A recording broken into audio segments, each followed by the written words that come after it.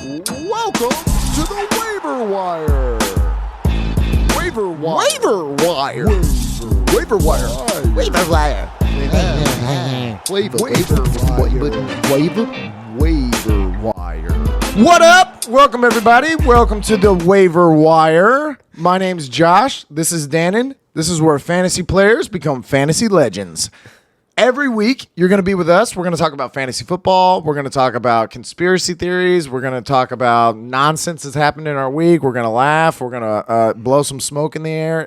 Wink, wink. Wink, wink. So we're from Houston, Texas. Both of us met at a fine dining steakhouse where we worked and where we're servers, and we love it so much. I mean, just... like, there's nothing better than working in the restaurant industry. I know you've heard it before. You're like, man, I've heard that. Like, whenever I was younger, I was like, man, I really want to be like a bartender or like a waiter. It builds like, character, Josh. Yeah. It's the best. It's the best for character. It's the best for being just. You always work with the best people too. Like your other coworkers are other Mensa scholars and people that have a lot of knowledge and are not, the bottom of the barrel. That's what I've noticed too. Is that working in the restaurant industry, you work with so many people that you're like, salt of the earth, man. You're fucking idiot. Like, how have I ended up at the same place as you are? But it's also where it's easy because then like guys like us will just rise to the top of all these restaurants because there's a lot of dum-dums that work in restaurants. Okay, enough. We'll get into the restaurant stuff. But we were sitting in quarantine and we were yelling at each other about something, probably about Mr. Tom Brady, the great Tom Brady, which you will hear about. But we just thought, you know what? Let's get a camera. Let's get some mics. And let's talk about it. So every week, we're going to get to it here on the Waiver Wire. Let's get to the show.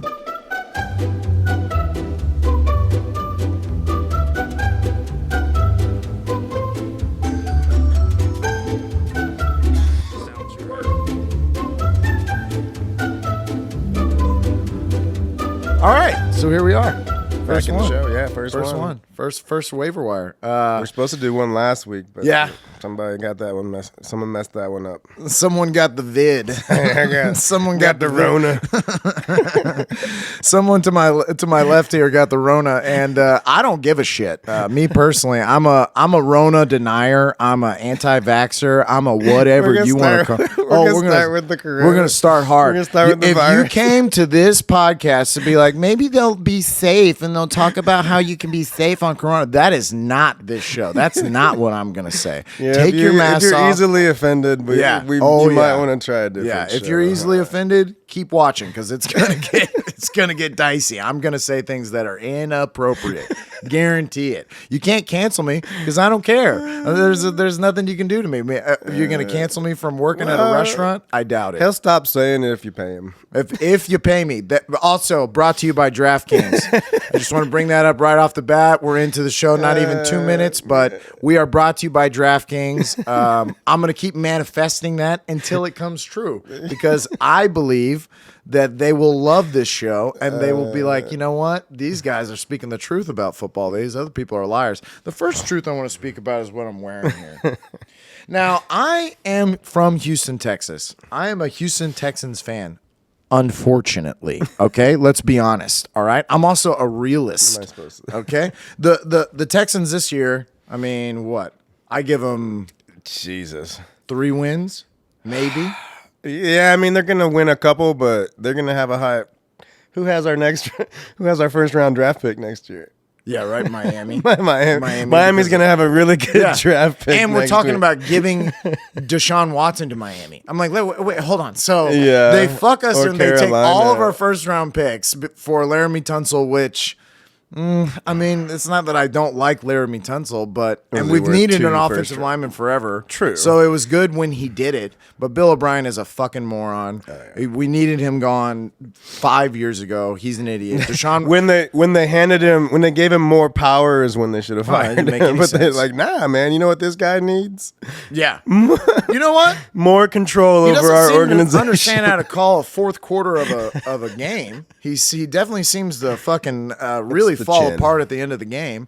So Let's make him the GM because because- obviously he knows what he's doing. Brock Osweiler was a hit. Anyways, that's the Texans' woes, and that's where we live. That's why he's a Brady fan. That's why I'm a Brady, because it's easy. No, but honestly, my first year watching football from beginning to end was the second year. The Texans came in 2000, and so I kind of watched it that year, and my dad got really into it. And then 2001 was where I watched every game. I was like every Sunday, and not just the Texans game, but I was watching like other football and watching SportsCenter and keeping up with it. And 2001 was the year that Brady took over for Bledsoe. So I watched from beginning to end that year when I was a kid. And not a kid, but I mean I was in 2000. Yeah, I mean I was a kid. I was in high school. So it was like, man, this is my guy. I've always loved underdogs too. I love Kurt Warner. I love Tony Romo. I mean, I didn't love Tony Romo because he was a Cowboy, but I appreciate it. If you're just a fucking like Peyton Manning's the number one pick. Dan Marino's the number one pick. You're supposed to be this guy. But I was a Peyton Manning fan, so fuck But Brady. I'm not saying they're not good. I'm saying there's something to me about the Kurt Warner's a fucking grocery bagger 1 week, Right, and then he's taking a team to the Super Bowl. You're like, what? It's got to make you wonder about the scouting people in the NFL. Like, how'd you guys miss that one? Like, Well, I think maybe it's gotten better over time because I agree with you. I don't think Tom Brady's sneaking through nowadays. well, I'm okay with the Brady. I mean, his intent, you couldn't measure Brady's skills. Like the skills that Brady has that's made him the GOAT can't be measured at the combine. It's true. And he never really had a chance in college. Well, that's kind of not true because I mean he won the Orange Bowl. He came back and won the Orange Bowl for Michigan. True, but He did things in college. I'm not saying that there were wasn't impressive. signs, but he Yeah. didn't play that much in college. No, he didn't, and he was a smaller kid. I mean, if you just Skinny. looked at him, you're like, yeah, that's what they did. That's is the not thing. the greatest player of he all didn't. time. He didn't pass the eye test. But that's why that's one of the reasons to me he's the GOAT too. Right. It's one of the things I always try to explain. He's not this. I conceded it like 2 or 3 Super Bowls Right, ago. exactly. Yeah, like I held on to that shit for a while. There's still people today. There are still people that come up to me and still talk trash about Tom Brady. There's this guy Dude's at work. my age, man. There's this guy at work that came up and was like, Brady's soft. He's not going to win this year. I'm like, what? Did you watch last year? I'm so confused. Like, I just feel like there are people that want to be haters sometimes. And they feel, haters gonna hate, man. Yeah. Shit. But Tom Brady is the GOAT. We all know it. If you've watched football and you don't think that, you're Time to let that one go. you're living in a different world. time to let that one go. I mean, honestly, they're gonna win this year. They're gonna win. They're gonna win. You're gonna go right now. Tampa Bay is gonna win the whole thing. Especially because I think the NFC is not as good. The NFC really. I mean, what you've got? The Saints are gone. The Saints won't be the Saints. They won't be the Drew Brees Saints. They'll be all right, but they're not contending for a championship. Aaron Rodgers and the Packers. This is the weirdest. How has this ever happened? Where a team and a quarterback are like, we're gonna give it one more go, and then you can go. Like what? What? This makes no sense. And it's not like he's like this is weirder than Brett Favre because Jordan Love is not thought of the way I remember whenever Aaron Rodgers was taking over for Brett Favre, and it was like, man, we really need to get this kid in here. He's good. He's Right. really good. I don't know if people feel that way about Jordan Love. I know he looked all right in the preseason, but like people aren't clamoring for get Jordan Love in there. I was watching. I think it was ESPN yesterday, and somebody brought it up that they're just two different types of quarterbacks, and it seems like Jordan Love is trying too much or too hard to be Aaron Rodgers. Well, yeah. Which is gonna hurt him. Like he's got to develop his own strengths. But Yeah. you know, Well, Colin Cowherd brought I suppose. Colin Cowherd also you're going to hear that name often because that's he's my North Star. When I watch sports stuff, he's my guy that I listen to. I feel like he's really fair. He's not like he doesn't really I mean, he's fans of things, but like he's like me where it's like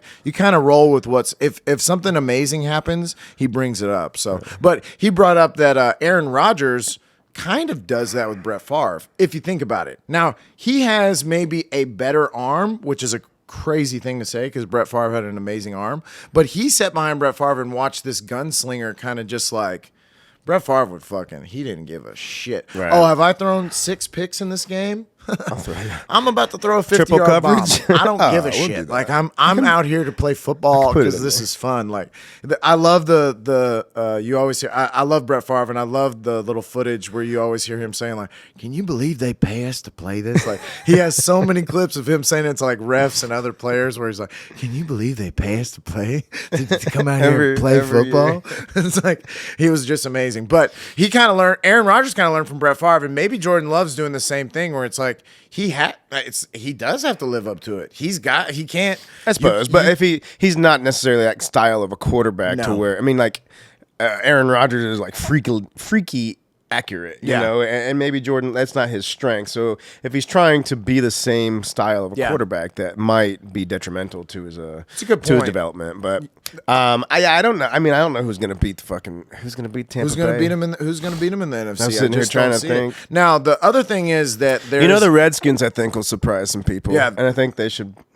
Well, No, they're going to be good. I have them winning that. They got a division. good defense. They're going to be good. Yeah. Fitzmagic will get them through. yeah, if he can make that offense even competent, they've got at least a shot to surprise some people. I smell with Washington though that they're going to get about midway, be about a 500 team or a little above, and say they're going to be about, I don't know, Go get a 6-4. Yeah, and they're gonna say we need to make this trade. We need to figure it out. Who's out there that we can go steal? So what? Yeah, what quarterback would be available? Well, do shit. you I mean, think? we live right here. If you're Washington, you call the Houston Texans, and I know the guys in charge. Honestly, Yeah, but he won't be able to play. I know. I think that would be the thing. If they knew that they would get any games out of him this year, then I think this would already be done. But because there's like supposedly it's a good point. We should bring up Deshaun Watson too. Deshaun, to me, as a Houston Texans fan, the dude is Superman. He kept Bill best O'Brien's player job. we've ever. Yeah, for sure. He's the reason that Bill O'Brien stuck around. They haven't given him shit. No. And then they traded away his. His best receiver, the best. I mean, I love Andre Johnson, but it's probably the best receiver we've had in the I wish I franchise would have worn history. my Andre Johnson jersey. Damn There it, you go. Next week. There you go. Next week. But Bill O'Brien absolutely bombed on that team, and Deshaun Watson kept him alive for a long time. Deshaun Watson is an amazing football player. I kind of want to see him go somewhere else and Here's win. the thing. But The FBI is involved now. yeah, I know. So that's why I think it's not getting done. Like nobody's And- going to take that. I've said it a long time that okay. They if should have traded his ass like a three year girls and a half came out. ago. If 3 total girls came out and were like, he did this to me, just 3, I would say he's going to beat this because you could probably talk. Are you saying 22 is a bit? It's a bad number. than You don't 3. have to hit on all 22. all you have to do Just is one. Just one's got to get you now with the Just FBI. one. And the NFL has a no tolerance for this kind of crap. Right. It's also we're in a woke And that's we're in a why woke there's time.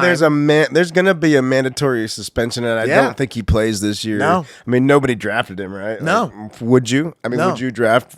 What would be the point? I mean, Unless maybe- you had like a fucking 11-team bench and Yeah. you didn't have anything else If to you're do in a with it. 14-team league and you're like, you know what, with my last pick, just in case this motherfucker plays. But I mean, in that case, you're Even like, then, I'm what gonna pick would be Brett the Favre point? too, Yeah, just because. No, yeah. I don't think Deshaun's gonna play this year. So then that goes back to the original question. Then, what potential backup quarterbacks are out there to go to Washington halfway through the season? Mitchell Trubisky looked really good against. Where's he at? He's in the Bills. So he did this as a look. I'll go to the Bills because if, God forbid, something happens to Josh Allen, I can go out there, be on a good team, and look better than I was whenever I was on the Bears. I Fair. get it. Actually, it was a really smart move. It's the same kind of thing of what Jameis Winston just did. It was what Cam Newton was trying to do. Oh, bomb drop. We're filming this on Tuesday morning, and literally they just Bill released Belichick, Cam Newton. the savage. It's not it is a savage move because you weren't paying him anything. You didn't pay Cam. Yeah, I fail to anything. see the. I mean, I guess the only thing I can think of is that you just can't have Cam in your locker room after making him the backup to fucking Mac Jones. Like that's But- the only thing I can think of because why else would you do it? Yeah, but you gotta. I mean, if you're Cam, here's the thing. So would Cam Newton because- go to Washington? Would He's Cam not Newton? gonna make him better, but But Cam he would Cam be. is done. Who's their backup? Taylor Heineke. If you remember from last year, he played the Buccaneers in the playoffs and actually had a really good game. I guess he did play. He had a really good game. I don't know if it was adrenaline. I don't know if it was like I'm a kid that's just like I can't believe I'm out here. But I don't think I'd want Cam. See, Cam to me now he's that cancer in the locker room kind of guy. At least that's the impression I get. Well, when he was an MVP and that year, I was a Cam fan because I couldn't believe it. Cam Newton won me a living room full of furniture in fucking Auburn. I bet. If you had him in fantasy football that year, that he was the MVP. He won. He won for you. I did the gallery furniture. It was when Hey! Whore mouths stay shut. All of the whore mouths. So I have 5 dogs. They are downstairs, but that could happen. I'm not going to lie to you. That's going to be a big part of the show, I think, that they're going to holler. I'm going to holler. That's our life. That's my life. By the way, if you're thinking, man, I should get 5 dogs, don't. Don't do that. Don't do that to yourself. Not a good idea. Hey, same thing goes with kids. I guess 5 might be too many. Mine's maybe not as expensive, but for sure, it's a lot. It's a lot to handle. I love all my kids. But it's a lot. It's a lot. I mean, 5 of anything. If I was like, I just ate 5 donuts, you'd be like, man, chill out. That's a lot. I just had 5 hot dogs. Jesus Christ, calm down. So 5 of anything's a lot, and 5 dogs is a lot. 5 kids is a lot.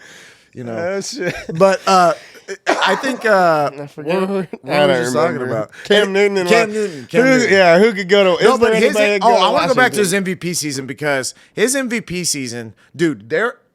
There were plays where he would run linebackers over. Yeah, no, but it would be like. But that's also what ruined his career. But when he was doing it, it was awesome. When he was doing it, he's doing flips into the end zone and standing up and doing this. It's like, oh my god, the guy really is Superman. And I've always preached. I mean, that's not going to last. It didn't last. I can think back to that one moment in the Super Bowl when they were fucking ball popped loose, and it was him and who was it? Like Von Miller or somebody.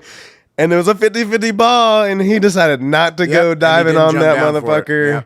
And I think that was kind of like the beginning of the end. He got rocked in a regular season game by Deion Jones. I'll never forget it. He got hit so hard trying to just run up the middle like he always had. Because up until that point of Cam's career, he had ran everybody over. Every defensive end that tried to rip him down, he was like, I'm bigger and stronger than you. It doesn't matter. He was a defensive end. He got hit so hard, and it was one of those things where like, he tried to play it off like it didn't hurt him, but he hit the ground, and then when he got back up, you could just see it in him where it was like, oh, man. That was the first time he had his bell rung like that. Yeah. And I remember in football, I mean, you remember your first time getting... I remember I played one year. I was the smallest kid, too. Yeah, I wasn't big at all. My mom wouldn't let me play, and I talked her into it one year, and they kicked my ass. It always happens to us that if you're not good at football and you're out there in high school football, they find you. Kicked my ass. The kids that are good are like... I'm going to hit him. I remember Chris Munoz fucked me up so bad. I'll shout out Chris Munoz if you're out there. You remember this. You were playing running back, and I was supposed to be a cornerback, and you ran to the outside, and you aimed straight at me. It wasn't even like I was chasing you. I was doing the scared feet just trying to get out of the way. And he put his helmet into my chest and killed me. There was several. I can remember feet off the ground several times. Yeah. I remember getting ear hold my first time where I'm looking this way and somebody hits me in the helmet from the other. I feel like I got knocked out. I remember shit. I definitely was concussed. I played the rest of the game, but I have no idea what was going on. That was back in the. Oh wait, I was about to say the 90s. You were probably. Well, mine was not football in the 90s. Yeah. No, maybe 99. I graduated in 2006, so in middle school. Yeah. But anyways, he got lit up like that. Cam got lit up. I love that we just talked like we are. Like we were going back over the glory days of like, back when I played the Falcons. Yeah, there was that year I remember. I fucking I'm so good at football. No, but Cam Newton got absolutely obliterated, and that was the end of it. And and then other injuries, his shoulder and shit like that. Yeah. And he never was.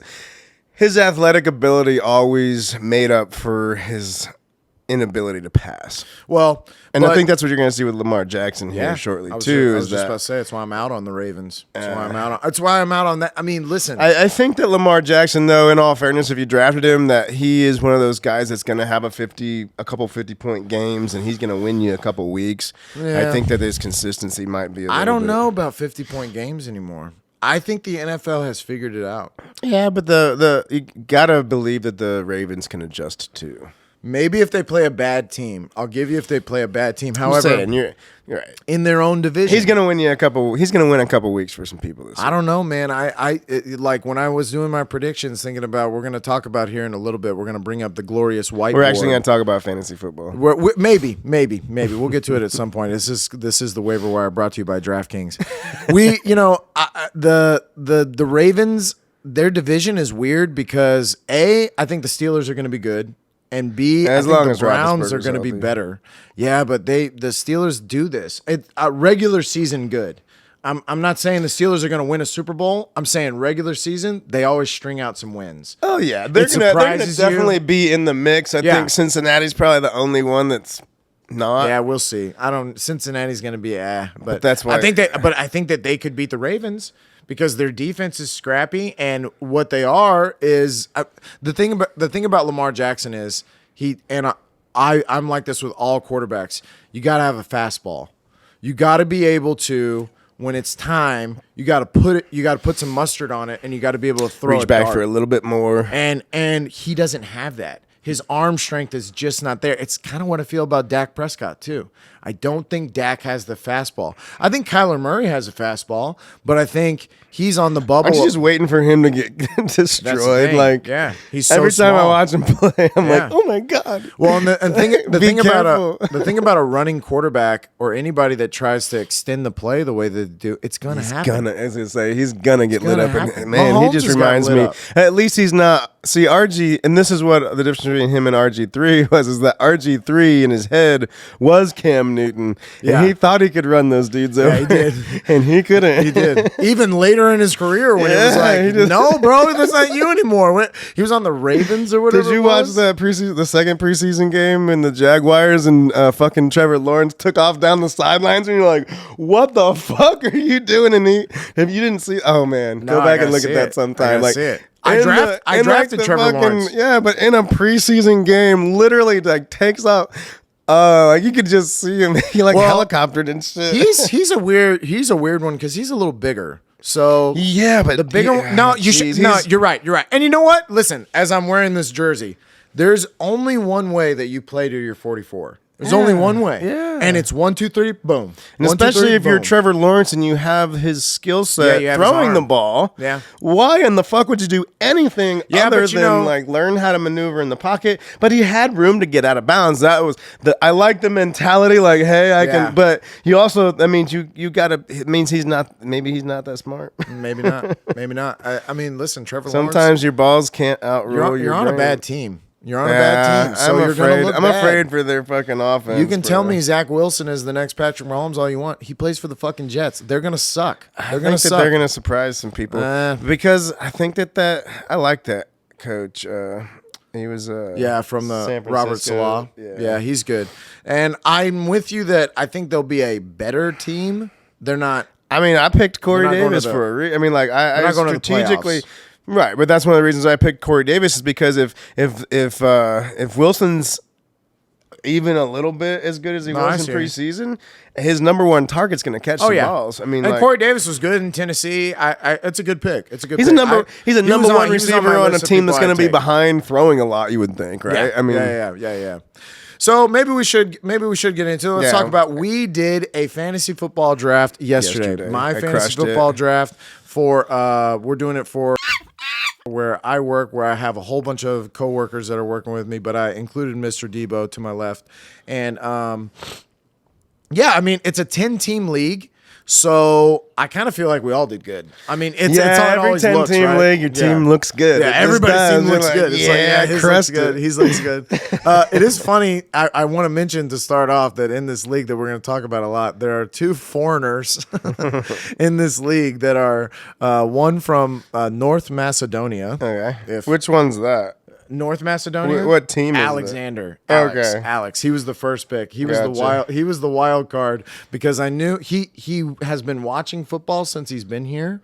He keeps up with it. He knows the names of the people, but he's never really played fantasy football. Right. This was his first kind of time jumping into that. And then So Onur. yeah, and then Honor. Honor. Is the Turkish guy. Honor. He's from Turkey, and he's played fantasy football before. And we'll get into how His team is pretty good, I thought. yeah, he drove me crazy though. You didn't do the group chat. You turned the group chat off. I was all in that group chat. I was having to silence. I was babysitting the United Nations. Oh, we talked about him. He doesn't have any running backs. No, he did not do running backs. He went wide receiver crazy, which his wide receiver trio is crazy. He's got Tyreek Hill, Devontae Adams, and Mike Evans. So he's got 3. He's even got Antonio Brown in there too, although I don't know what. Yeah, I don't know what he's going going. I mean, unless if Antonio Brown is what Bruce Arians says he's faster than whenever he was on the Steelers.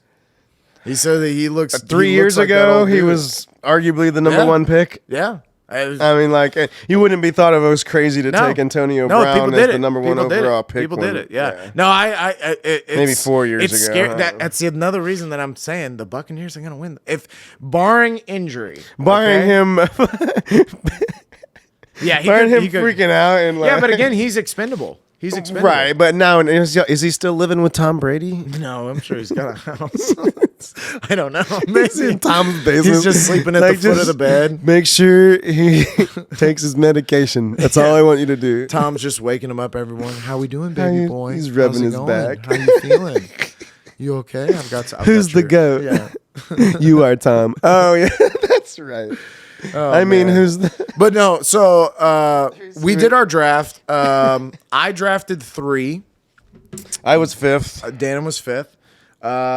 And I did something. I was a wild man. I made a pick that most people, I'm sure, watching this are going to be like, everybody at work yesterday, they projected me as the 10th out of 10th for the final Yeah, standings of all projection. 10 teams, Josh is predicted Yep, by 10 ESPN and to finish 10th. 10th, So 10th. we're You know all. what? I'm secretly rooting and hoping for that. I love that because that means that on that little chart that you look at on the app, it's going to look so amazing when it goes from 10 to 1. When it's like the thing goes all the way from this way to this way, it's going to look so awesome. But I'm excited for the visual. Now, what I did was so I should Yeah, preface, tell us about your I team. should preface this with I did a draft on Sunday. I did a live draft, which is awesome. Love live draft. I was telling Dannon next year, if we are still doing the same draft with these guys, I definitely want to get us all together and do the live draft. I just like the banter. I like the way that, we were all kind of talking What if you shit. did a live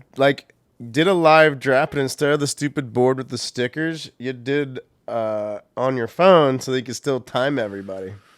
That's not a bad Because then you idea. would still be in the room together. It's not You a could bad- still and you still get the timer. and talk shit, and then the draft's still only going to last an hour because I like it. you have to. And That's then a good idea. That's a good and then idea fuck because that was And the if somebody bad thing. gets drunk and can't pay attention, we can all just stare at him and make fun of him Yeah. whenever. Hey, bro, you just auto picked. You just took Saquon. You just took J.K. Dobbins, so should have been paying attention. But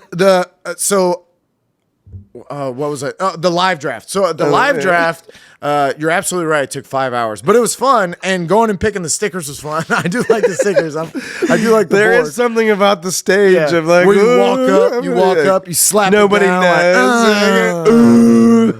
ooh, we picked Darren You're like, Waller. well, at first, now it's like, who the fuck is he? and that's the funny thing too, where you're like, what? Him? But Did anybody pick somebody that there wasn't a name for, and you had to like write it in? Yeah.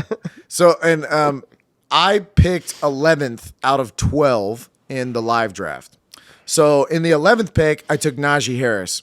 I love it. It was when I was doing mock drafts, it's what I wanted. I wanted him so bad. I want him for the reasons that I got no problem with him. See, I got no problem with him at 11. I yeah, guess. but not where Josh did it at 3. But we'll get back to that. Najee Harris, to me, look what James Conner did. in the same system. And I'm not saying James Conner's bad. He's good. But when he was healthy. But Najee Harris is 6'1". He's 240. He looks like Derrick Henry. Well, and also Alabama. I like the fact that Pittsburgh literally, I think even, I don't know if they publicly said it, but like when in their draft they addressed the run game, like that we're going to run the ball again. And they got some offensive linemen too. 24th pick of the first round of this year's draft. I believe, was Najee the Harris. Steelers want to run the ball. You don't want Roethlisberger throwing it as much. He can catch. He caught the ball a lot at Alabama. If Ben so throws the ball 20 times a game, I think they'd be super happy. Here's the thing, too. My options were. Although they got good receivers. Here's what I loved in the top 3 that could happen to me. I thought Christian McCaffrey was going to go number 1. That's what most people thought. Now, you could reach and say, Alexander, the guy that took the first pick in our draft, he took Derrick Henry. I'm not saying that's a bad pick. Right. And it makes sense. I honestly, he was the one that I wanted to take at 3. Realistically, that's what I thought you were. That's what I wanted to take. But when he took Derrick Henry, it sealed the deal for me. I can go Dalvin Cook. That would have been fine. However, if I'm watching Najee Harris go the fuck off, and he's on my other team, right. The other thing, too, is that if you're in multiple leagues, I'm of the strategy, I want the teams to be the same. I did a lot of that, too. Well, and I always would have one year I think I did like 4, maybe 5 leagues, which I don't recommend that. No. 5 fantasy football leagues is also too many. Too many. It's the same thing. You can't have that. That's but too many. That was absolutely 5 penises? Way too many. What are you going to do with 5 dicks? I have a hard enough time keeping this one under control. You kidding me? 5 of them? No way.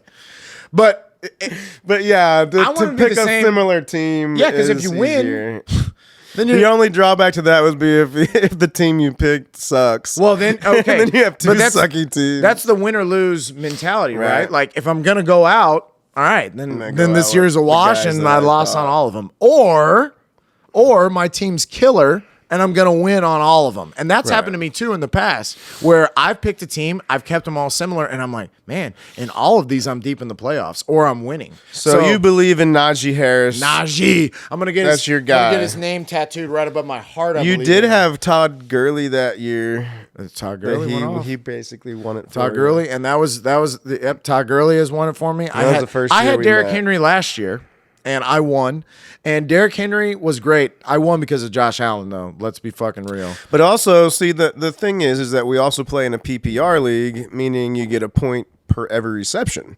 And Derrick Henry hasn't caught. Yeah. He might have. I think he's caught, 20 balls in the last 2 I had Derrick seasons? Henry last year, and don't get me wrong. The dude is a workforce. I'm not saying but that's if he had also been the there at detriment. 3. I don't know. I'll have to do some research, but where's our guy? Hey, will you look this up Will for you us? look this up for us? No, we don't have a guy. So Yeah, if you want to be our guy and you're in we the need Houston a guy. If you wanna area, come in and let hang us out know. with We need a Jamie. I have a third mic, so I'm ready. We need I'm a ready Jamie for you. I'm ready to for you. look shit up for But us. no, keep us on topic. The running back thing too is interesting because I watched another podcast. I won't say we're not cross promoting here, only for DraftKings because DraftKings is sponsoring this podcast. But you should play this weekend. Yeah, I think if you bet $1, you get 100 for free. This is going to totally contradict what I'm trying to do with DraftKings, but I'm going to talk shit on it a little bit. So the problem with DraftKings that when I kind of looked into it, because we're talking about doing a DraftKings and kind of keeping it all up to date with it. That's the plan. We're gonna throw in $100 each and see there are how high we can people get. that are out there that are buying like hundreds of teams. Yeah, on the same contest. On the same Yeah, day. there's like a formula or some shit. And like they're taking and so like I read this whole thing. I mean, you run through an algorithm. And they figured out how to make some of their money. It's like gambling, like they're going out there and they're it's controlled gambling. Not putting all their money on red. They're spreading it out and they're making their money back. And so I don't know. That kind of bums me out about it. But that being said, go play at DraftKings. We're sponsored by DraftKings. Be responsible. So I watched this podcast where this guy brought up a good point. Running backs have a lifespan. We all know it. Right. Every 3 years. Every I think NFL max. GM knows it. Yeah. So for me, and that's why it's okay to get the rookie running backs because they're not like rookie receivers. Fresh. They're fresh. Well, they're going to be used. Right. It doesn't take Doesn't that matter. long to figure out the run. They've been doing this shit their whole life. As wide receivers and tight ends usually take a year or sometime. Running backs usually running backs, your rookie plug year and of a running play. back, they come in and they look like gangbusters. Like, wow, look, he's Plug so and good. place. Yeah, because he's fresh. He hasn't got beat up yet. Even you look at guys last year like James Robinson. James Robinson was an undrafted rookie, but he came in, and just because he was in good shape and ready to go, they used the shit out of him, and he was a great fantasy football running back. Not only does Derrick Henry not catch a lot of passes, but that's also, I mean, he had almost 400 touches last year. I have to and imagine 300 something the year before. This dude's that, gonna get like, hurt at some point, right? almost 700 carries over two. There's- He's a big motherfucker, but Like Adrian Peterson and Frank Gore, these dudes are outliers. Like these dudes True. are weirdos. I hope he's Adrian Peterson. Maybe. I mean, like, I was gonna if Sure. he was there, I was gonna take him Sure. at 5 because I like watching him run, Right. and it's just so amazing. But to like root it brings for that up things shit. like Christian McCaffrey. Christian McCaffrey has been used, and they have ran the fuck out of that kid. But he is coming off an injury, so that being said, he's got a chance of having at least one more good year this year because I give him 4 games. I give him 4 games. hopefully they just don't use him. Like, I mean, like, Maybe- honestly, because I don't have him, but Yeah. you know, like, Well, what's no, the point in giving him 30 touches if he's going to be hurt? Work him in 20 touches. I'm not doubting that if you have the number 1 pick and you take Christian McCaffrey, your first 4 weeks, you're probably going to win because he's going to get you 75 fucking points by himself. But the problem is they use him so much, he's definitely going to get hurt. Come on, let's be realistic. And He's that's gotten hurt why, every like, you year. have to be they have to be smarter with guys than that. Yeah. And then and that's why if you What's can their get other that's option, why if though? you can get a bell cow running back, like, that is the best Yeah. thing to get with your number 1 pick because there isn't that many. Like, Yeah, there's and 5, right? I think that's what Najee is. I think that's why I did it because and here's Well, my that's other, what he's like. here are my that's other his options. skill set. Saquon, no. No. Ezekiel Elliott, no. It's I the was same gonna thing. take him also if my first pick was Kamara and he fell to me and I took him because and mostly because he's gonna take 15 touches. He's gonna get 15 rushes and 10 catches. I like Alvin Kamara because of the catching. Right. He catches a lot of balls. Right. He's very consistent every week. Right. You're not really going to get bad games out of him. And with Michael Thomas being out, you would think, hopefully, However, in the first few weeks, Alvin falls into what I'm talking about, where he's been in the league. Lot of a couple touches. of You're years right. now. You're right. He's been used a but lot. I don't. Yeah, you're right. You know, it's like it's That's to why I me, have it's like buying a Latavius car. Murray too. it's like buying a car. You know, you can. There are for sure some older cars that reliable. You know, True. They got True. 80, 90. So your second pick was Edwards Hilaire, then, right? Or Hilaire, whatever his name a is. second year guy. And he should be better too, because he was a little disappointing last year, from what I understand. He fantasy football. I didn't play last year. I Yeah. said fuck it. Well, COVID was last year, and it was a weird year. I joined this other league randomly, just on a whim, and Yeah. But anyways, the Clyde Edwards-Helaire, he started off gangbusters. He started off killing it, and then the Chiefs, being who the Chiefs are, they started to air the ball out a little bit more. So they got Mahomes involved. He was throwing the ball. They got in closer games. Is he a 3-down back? Does he play every? I don't down? really. They have a committee. They have still that. But he's Darren their main Williams. guy. He's their main guy, and also another one. He catches, and Right, Mahomes yeah. checks down to him a lot in the first half of the season. What you're going to bring up to me about Clyde Edwards-Helaire is that in the second half of the fantasy football season, he put up some duds. He put up some no good games, but there were some injuries. I know he set out about 2 or 3 games, but either way, I think with the Chiefs this year to save Mahomes, I think Andy Reid is going to try to use this kid a little more. I also think there's a couple of teams in the AFC I think got way worse. Houston Texans being one of them. Oh, yeah. The Start everybody against the Texans. yeah. If you're yeah, who's playing the Texans the first week? Oh, we will go over the first week here on the next show. The first game is not till September 9th. Right. The first So game not this Thursday, but next Thursday. yeah, but on the next waiver wire, we will go over our week 1 pick'ems. We'll talk about what we see in each games, what we think are going to be big, what maybe some betting lines that you can go and make some bets on DraftKings. No, they don't do that. They don't do that. But we are sponsored by DraftKings. And wasn't there another one at one point? What was the other one? well, I know mybookie.com. No, but like when it first came out, there was like 2 Another DraftKings? There was two of them. It was DraftKings and something else, and then I think they merged, didn't they? Because there was two of them. Anyways, I don't know, but can't remember the other one. It's just funny how it's only DraftKings now if you're playing daily fantasy. So my pick after that was Clyde Edwards-Helaire. I love it. In my mock, honestly, that's what I did every time because he fell. The other running backs, when you get back to that point, when you come back around from 3, are Joe Mixon. Honestly, with those, right? He has. Tell me a story where Joe Mixon or Clyde Edwards-Helaire end up as a top 10 fantasy back this year. Yeah, and I'm gonna believe the Edwards-Helaire one more than the Joe Mixon one, just because.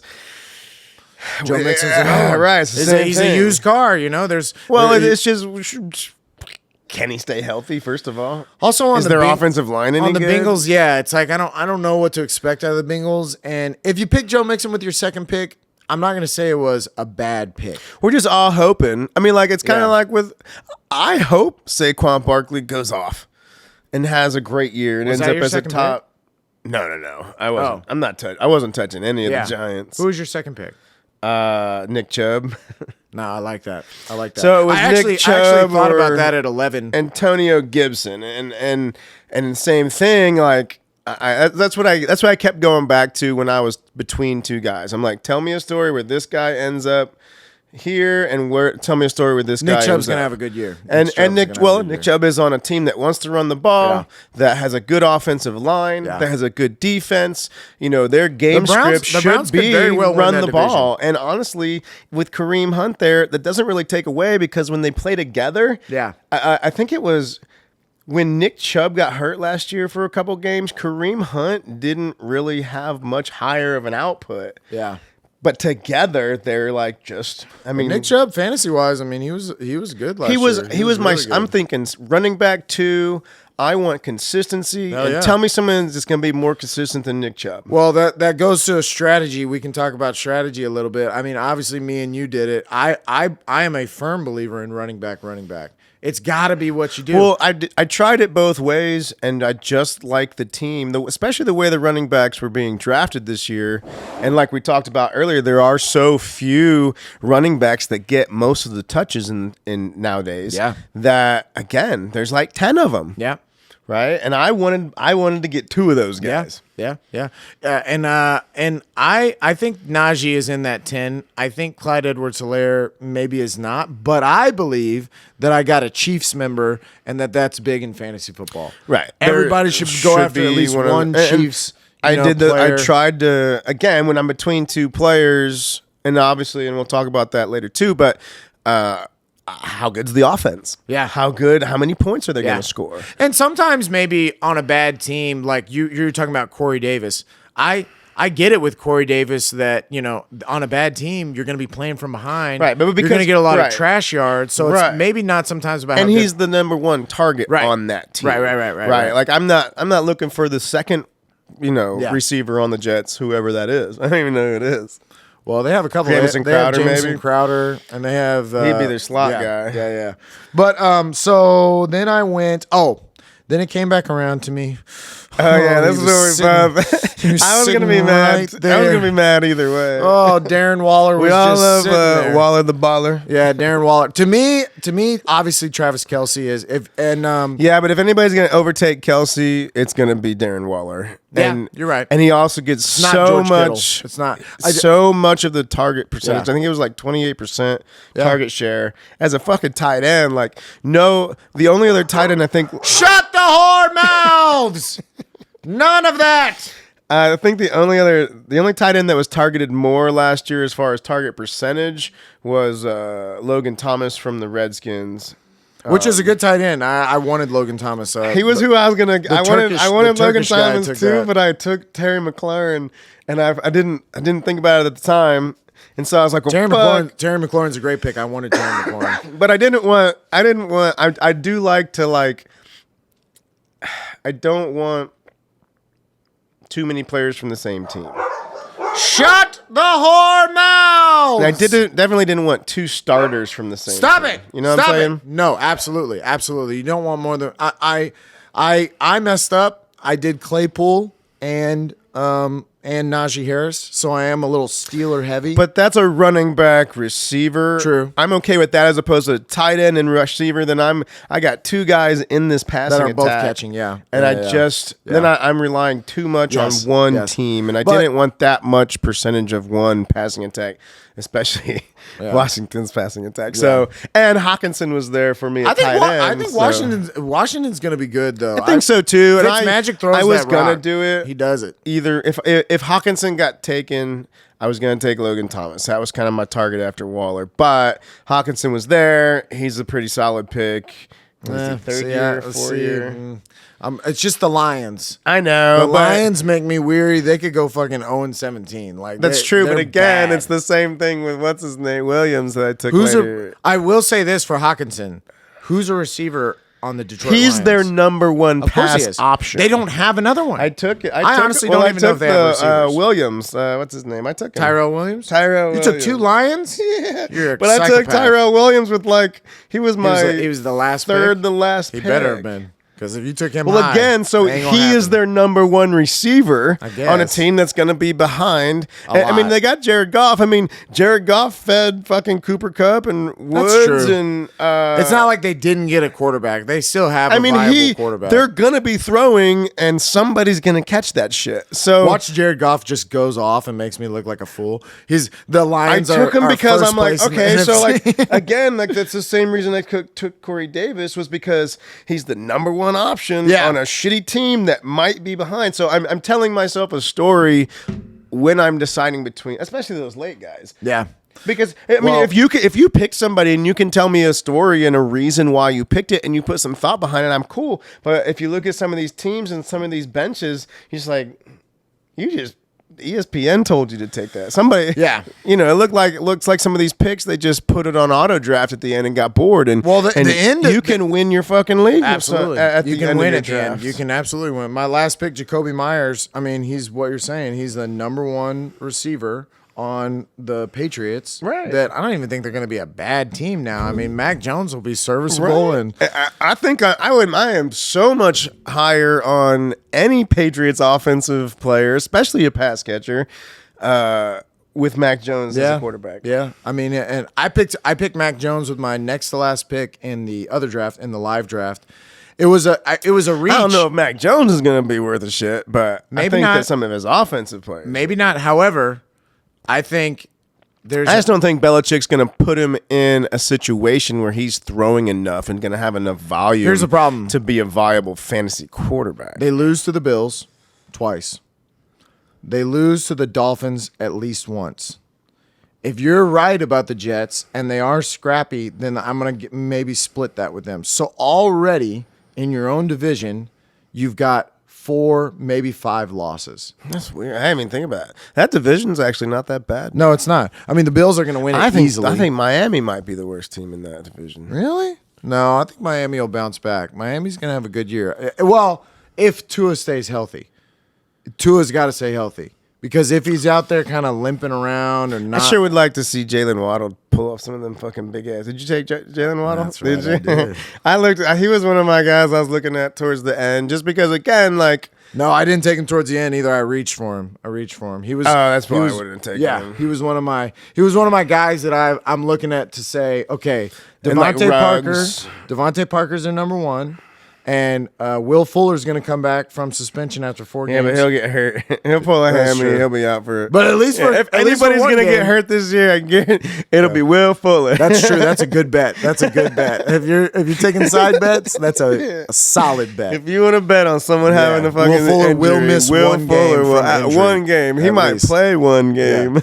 No, but for that one game, Jalen Wallace is going to go off because they're going to play. But that one game that Will Fuller does play, he'll have 216 Yeah, he yards will. and 3 And 3 touchdowns on 3 catches. Yeah. Yeah, that's that'll be his line. You'll be Will Fuller. But so Darren Waller, I was going to go Darren Waller 3. Right. That's And what I wanted at 3 too. So obviously our second pick, the second pick our took second him. guy, because I was the third. He so was when it came there. back to He him, wouldn't have been there at 3. So Yeah. why did you want Waller at 3? Why is it so important to take a tight end? It's not about there? taking a tight end. It's about that the drop off is so significant. So that's why, It's so again, significant. so the reason why we took running backs high, at least Is the we're drop-off. talking strategy here, draft strategy. Like the reason why we took running backs high is because exactly, the difference between a quarterback, 10 and 11, Not much. Not much. not a whole lot, but the difference between 10 and 20 is huge, right? It's my feeling could that, be huge. and that's kind of my feeling about wide receivers.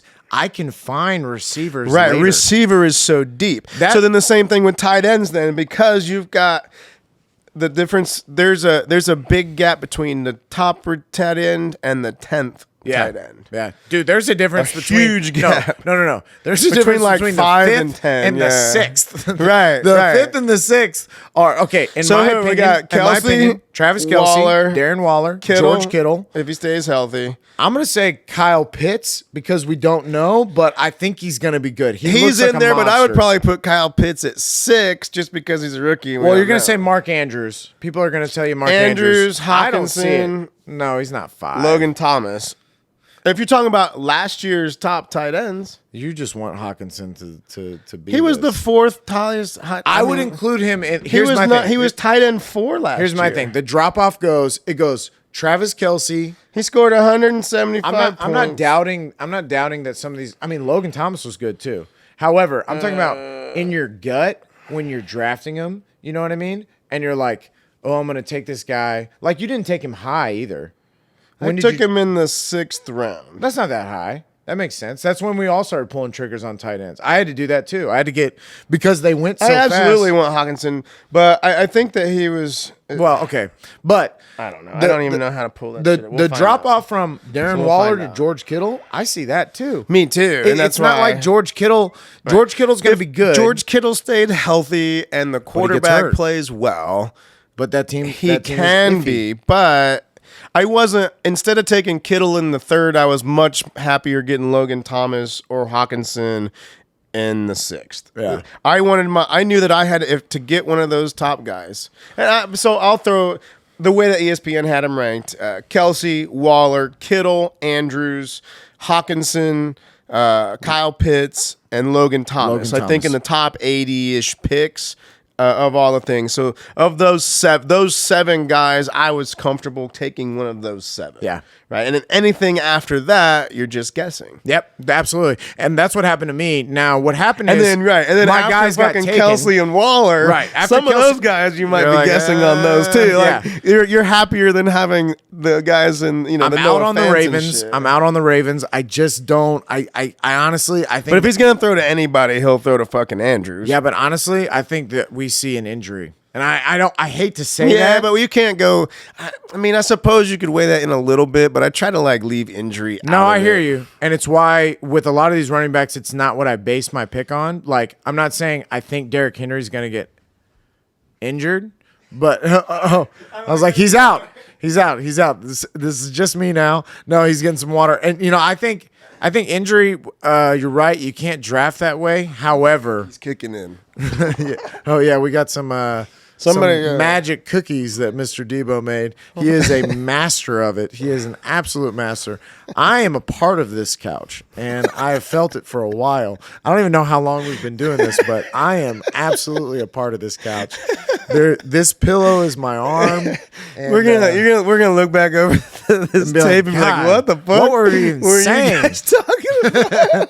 I don't know. We are all over the place, and I hope no, we were on track. What were we talking about though? Well, we were talking about the tight ends, and I was yes. talking about how I'm out on the Ravens for this simple and about injuries. Okay, yeah, that's Okay, right. with Lamar Jackson, here's my thing. It's not Russell Wilson needs to get down or Patrick Mahomes is extending the play. This guy is running the ball. He's actually running the ball. It's just like with Cam Right. Newton. He has It's the same thing as he what has Cam did, plays where they are running the ball with him. designed for him to That run. eventually there's going to be a big Deion Jones motherfucker Right. who is just going to lay Except you that the fuck out. he ain't trying to run nobody over, But it's not- because he can get out of their But way. And that's Vic, the freaky okay, thing about but him. Even is that, even Mike Vick, who I was the biggest Michael Vick fan. I was like, this is the best thing I've ever seen. He got lit up. Yeah, I know. He got lit up. There were games where he got hurt because, and Dude, Vic was such a good fantasy player. he was an amazing fantasy football. I won so many leagues because of Michael. I won after coming back from jail when he joined the Eagles. I picked up Michael. Vick. We gotta bring that up too. I picked him up off waiver wires, off the waiver wire. The waiver wire. And That's where fantasy legends are made. That's where fantasy legends are made. On the waiver wire. The dog killing motherfucker came back, and if we want to talk about Michael Vick real fast, Because maybe we shouldn't go there. well, I'll just say if you watch the documentary on ESPN, I fucking hated it, bro. How many dogs you got? Yeah, exactly. I have 5. And it was Josh has a problem. Like, he collects. The reason he has 5 dogs, I think that you found most of them. well, yeah, it's true. And if you want And to he look, can't if tell you him wanna no, look he brings them If you home. want to look behind me here, these are DVDs, and I know what you're saying. Why in the fuck would anybody have That is a lot of so many I don't DVDs? know if I've ever seen that many. It's every movie that's ever been. I got out of control, and I did it whenever I was younger. I was like buying DVDs. I started a collection, and then the whole world went streaming, and now I just look like a fool. I will say I've stopped. Yeah, but that's cool though. I mean, Yeah. there's some. I mean, listen, if the You internet haven't ever been dies, born in like a 10-year span Yeah. to have a DVD True. collection. It's Like, true. if you have This a is a very DVD collection specific like this, collection, yeah. yeah. You were born in between 75 and 85, probably. When were you born? 87. 87. Okay. 87. So 75, 1975 to 1990, Yeah. we'll say. That's why there's like a mix of like If Blu-rays. you have a fucking DVD collection like this, you were probably born in that span. yeah, absolutely. Maybe And even 70, that 20-year span. It doesn't make any sense. I mean, everything's online now, but there is something really nice about it. And so much nicer, I so like- much less clutter now. I like too. There's something nice about, and also if you really want to get into it, and you can see it on your screen. I've ranked them. This is how nerdy I am. I've ranked them. They're in categories. First of all, you probably only can see the action adventure that's right here behind you. But this is action adventure, and it goes from my favorite to my least favorite. So we you got really? Inception here, number 1. No wonder you love these lists of top quarter. lists. I'm Who's a your list top guy. 10 all time? I'm a list guy. Give me I'm your a list starting guy. lineup in the NBA, best list all guy. time. You're gonna hate it. but Which you're gonna was love the it. best You're gonna all love time? it. Top 10 all time. Top 10 all 10. time, top 10 right now. Top 10 all time, top 10 right now. That's what I love to do. But Top 10 Tour de France winners, go. All time, man. it's all Bro, Lance all Armstrong. time. Oh, dude. So the good thing about these fine dining steakhouses is that we really do get to interact with a lot of these sports stars. So Sure. Lance Armstrong came in, and I got to take care Was of he him. nice? He was really nice. That's the Not best. If you celebrities, Yeah, be nice. just be nice. Be If you're nice, nice, man. we'll be cool. Don't be a douche. Don't be James Harden. Did you hear me, Hey, James, Harden? hey, at least James just doesn't talk to you. What? That's not nice. Be a human But at least he's being. not being mean. He's not. He's And not. here, I'll say this for James Harden: he tips really He well. does, that's so true. if you're not, that's That's a the good other point. thing. So if you Tip. don't want to talk to me, I get it. Yeah. But then you got to tip well because we like my we man kinda Ryan take- Anderson. What's up, Ryan Anderson? What's up, boo? How you doing, baby ass Ryan? I love you, Ryan Anderson. We're like, I wish you were man. still playing, man. You're the best, bro. Ryan Anderson. all First time I day. waited on James Harden, he had a Chelsea jersey, a Chelsea jersey on. Chelsea's a football team from England. Oh, I thought you were talking about a girl's jersey. I was Nah, like, what Chelsea. It's a football the fuck club is from that? England. Why are you saying football? Well, because that's what they call it everywhere, but United States and Canada, well, North America, I guess. All right. So the rest of the world calls soccer football. I'm a big football fan also. Do they have a waiver wire and do they have soccer don't- fantasy? I think they do. I've You never should play soccer fantasy. I've never even thought about it. You should. I don't even know how the fuck would that work. Yeah. How many?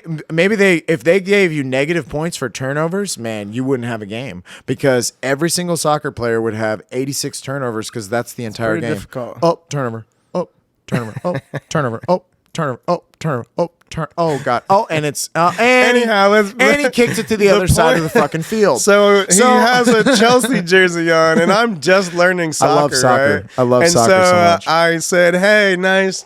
I like your Chelsea jersey," and he just walked in, ignored me. Yeah. I was like, Yeah, This no, motherfucker. he's not a nice guy. Okay, on. but also fuck you because you're gone. Fuck you because you're gone. Also, I never Hey, I wanted love you, Harden, man. I'll take care anytime. No. I also want to go harder on Harden. You suck, and you suck the entire time you're here with the Rockets. You'll never win a championship. You'll never win a championship because your butthole puckers so fucking hard in the playoffs. We saw it again this year. Oh, here it comes. A James Harden butthole pucker. Well, he got hurt first, Whatever. so there's a reason. Every year. Yeah, he's hurt. Oh, he's hurt. He had I an hated his style. excuse. I hate your style of play. You are a You European. know who didn't get hurt this year? Chris Paul. Hey, yeah, that's true. Well, he was hurt. He was playing through it, but he was hurt. Yeah, I suppose. played through it, He but- did miss a couple games, didn't he? I don't know what happened in that finals. I really. Well, okay, so we're getting off topic. What were we talking about with the? You were talking about your your movies and how you had them ranked and your top Man. one, the famous, and We all. went down a strange. It just we're like in a toilet bowl and we're going all over the place. But it's okay. It's all right. It's episode 1. It's episode 1. There's we're no. gonna rein it in. We need a Jamie. Yeah, we need a to guy. keep us on Keep us on fucking track. Yeah, on topic. We need another cookie is what we need. No. So okay, how I about think this? that's the problem. I'll read you through the rest of my draft. We'll talk about Dannon's draft, and then maybe we'll get into a little bit some of the whiteboard stuff that I we wanted can to edit do. that shit out. No, we're editing nothing out. That's the other good thing about this. I'm leaving it all in. You're going to watch me itching my nuts. You're going to watch the coughs, him getting water. I'm going to blow smoke in the air. The You're going to dogs. watch it all. The dogs, shut your whore mouths. So this is my team. I'm going to just read you through my roster. We can talk about where I took stuff maybe a little bit, but quarterback, Justin Herbert. Woo! He should be solid. He should be a top 10 quarterback, right? Do you think he's a top 5 quarterback? I think, hey, it's your father. Shut your whore mouths. So I think it's a Josh Allen coming out party. I think he's big. I think Do he you rushes think for he's going to touchdowns. be the number 1 fantasy quarterback this year? No, but I didn't take him like that. You're I right. took You him in didn't the draft 7th him round. to be. Where Yeah. did you take him? 7th. In the seventh round. round. So that was if I didn't get Allen or Mahomes in round 5, I was waiting until 7 because obviously I was going to take my Yeah, tight it went on a ends. little bit of a run. Honestly, I was gonna do it. I wondered why you didn't. You know Sam who took him. He took him right in Oh, front right of me. before he took him. you? Yeah, he took He him. in- took him over Heber? Yeah. Is it Heber or Herbert? I wanted to be a bear from now on. But it's not. Justin Herbert. Is it Heber? The French wonder. So it's Herbert? I think it's Herbert. But I like that you put that Herbert. flair It's on it. Heber. I want to put an Enya over like a E on his name just so that I can say it like that. That's Dude. amazing. So then I'm Justin Herbert. There was and a- Najee Harris, Clyde Edwards-Helaire, my receivers. So after I did 3 running backs, I did Najee Harris, Clyde Edwards-Helaire, and then I did Josh Jacobs. So your first 3 picks were Najee Harris, Clyde Edwards-Helaire, and Justin Jacobs. Josh Jacobs. Josh Jacobs. Josh Jacobs off the Ravens. The Raiders. So the Darren Waller is right there. Oh, man, he's going to fall to me at 3. Oh, my God. So I lose him. But then my running back choices, and when it came back to that, it was like, who was it? I think Mixon Joe was Mixon probably was probably still still there. Actually, no, I think someone took David Mixon. Montgomery, No. which I'm not. I think Kareem Hunt was in that Yeah, area. he was probably still there, but I don't. That's a backup to Nick Chubb that I think he's going to do good. I'm not saying he's going to do bad, but I mean, Kareem Hunt should be a top 20 back. let's just say this: the Turkish guy that went wide receiver crazy, that got Devontae Adams and Tyreek Hill, Mike Evans. His running backs are James Robinson and Kareem Hunt. That ain't going to cut it. That's not Those aren't two starters. No, he definitely is going to need a lot of his wide receivers. Then are going to have to outperform everyone else's wide receivers by at least 10 points just to cover the difference. I think my other reason for drafting running backs, and this has changed over the years. I used to be a receiver person that was like, you should draft receivers high because they can get huge points. There's like a huge ceiling for them, or like. Well, they're gonna your best receivers are gonna probably outscore your best running backs. Okay, total points. Close. Let's just look. No way. Because like, so Edwards-Helaire wasn't a top running. Well, so who would you go like Derrick Henry? Like, what did Derrick Henry score, and then what did Davante Adams score? Now Davante Adams Derrick Henry scored 354. And I think Adams was like in the 320s. He had a monster year though. Like he's not going to recreate that. There's no way. He was getting like fucking 12 catches a game. It's unbelievable. And in the other 12 team draft, we need a guy. We need a guy to keep us on track. Okay. So, but no, we need a guy to like to look up. all this shit up. Yeah. Okay, so 361 is so he did have Davante Adams, and then Tyreek Hill scored 339. So it's pretty I think those comparable. were and Diggs and Hill were about the same. Yeah. So your top. Well, and that also. Now, I'm not arguing. That's why we have PPR because Right. it makes the receivers as valuable as the running backs. But I'm not arguing those three guys in the top picks. I'm not. There's just if you went Davante Adams or if you're looking Tyreek at Hill, running backs 11 through 20 as I think compared to wide receiver 11 through 20, I would imagine that wide receiver 11 through 20 outscores running back. Absolutely. And we would, if we had a guy that on a computer over here to look all this shit up when we say it. Hey, if one of y'all could learn a computer, y'all really. Or if there's anyone in the Houston area that wants to be our Jamie. Well, I don't know. We're gonna have to. Maybe not anybody. We're gonna have to vet you though. You're gonna have to be. I'm gonna have anybody that we know. You have to come over and let me like throw salt on you and do weird shit. You're gonna have to like clean my pool and stuff. But no. Well, if we know you, all right, that's different. So then I went receiver. Then it was time to go receiver, obviously, because I had gone 3 running backs. It was time to get receivers. So who was your first Robert receiver? Woods. Robert Woods is your number 1? He was my number 1, and honestly, I've been looking at him like, okay, I had Cooper Kupp last year. Yeah. And it was super frustrating because he hasn't scored touchdowns. Consistently, Robert Woods was stealing the touchdown and having a better statistical game. Yeah. Fantasy football-wise, he scored more than Cooper Kupp did. And they should, in theory, Matt Stafford. do better. Oh, yeah. Because they have Matt Stafford. I definitely think they're going to. Matt Stafford has made a doo-doo-ass team look okay on offense. Yeah, Matt Stafford was one of the time. quarterbacks I was willing to roll with when I was considering taking a quarterback in like the 10th round. Yeah. Like roll with like Tannehill. Stafford's a good quarterback. He's gonna put up good numbers. I think so. He's better than Jared Goff. I mean, obviously. I could tell me a story where Matt Stafford's a top 10 I got you. this year. Yeah, he's top 10. Yeah, I would believe it, whether he is or not. I'll bet you if he's not top 10, he'll be 11 or 12th. Yeah, and if you're like, especially in these 10-team leagues where I mean, if you're taking Stafford, that means you went fucking hard on receivers and all the top dudes. You didn't draft him high. If you drafted him right, in the 7th say or 10th 8th round, you probably reached for it. Or your league went on a quarterback run, which is kind of what happened to us. The reason why I went, because I maybe would have waited and not done. That's Justin why I Herbert. took a quarterback. Yeah, that's one of my draft theories. Is that? Oh, yeah. Yeah, because then you can force a run on quarterbacks, which then leaves somebody else available that but you wasn't just normally said going to be there. I mean, like Patrick Mahomes to right, but Matt that's Stafford. why I was either going to be if it wasn't one of those two, I was waiting. I don't imagine that Patrick Mahomes and Josh Allen are going to score that much more than the number 10 quarterback this year. But my argument for these guys, so what you need, and I keep saying this, these 10-team leagues where everybody has a good team, is that you have to every week have somebody go off.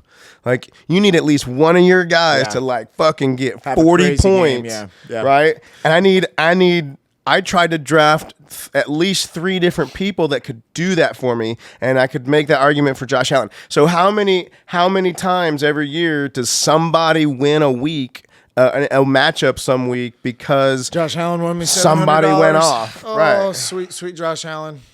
I just want to take you back. Do you have any weekly prizes for the top points? No, We no didn't top have enough point. money. I like that. No, it's good when you have enough people. Like we did a league at the a couple of years ago where I had 20 people, so I had 2 10-team leagues. Also, just like penises, dogs, kids. Too many. Too many teams. And also too much to manage. Stupid. Yeah. People are stupid. Being a fantasy football commissioner is different. And do you remember when we actually first met and I was the commissioner and you and I had a fight because we had a fight because of I don't fantasy think we football. talked to each other for a while. I was like, fuck that dude. Yeah, we didn't talk. I don't even remember. It was about a trade, wasn't it? No, what it was is what were we arguing about? We had a guy in the league that hadn't paid his dues yet. And he was doing well. We were like in the middle of the season and he still hadn't paid his dues, but it was and I sold that shit. No. Didn't I? Yeah, I sold it to somebody. Well, yes, you did. Eventually you did. You did eventually sell it, but you and he was trying to trade. What was he quit and he moved, and so like he really didn't have the money. And so it was like you were vouching for him and saying like, "Look, if it comes down to it, I'll pay his $100 so that he can have his team because I'm vouching for Damian."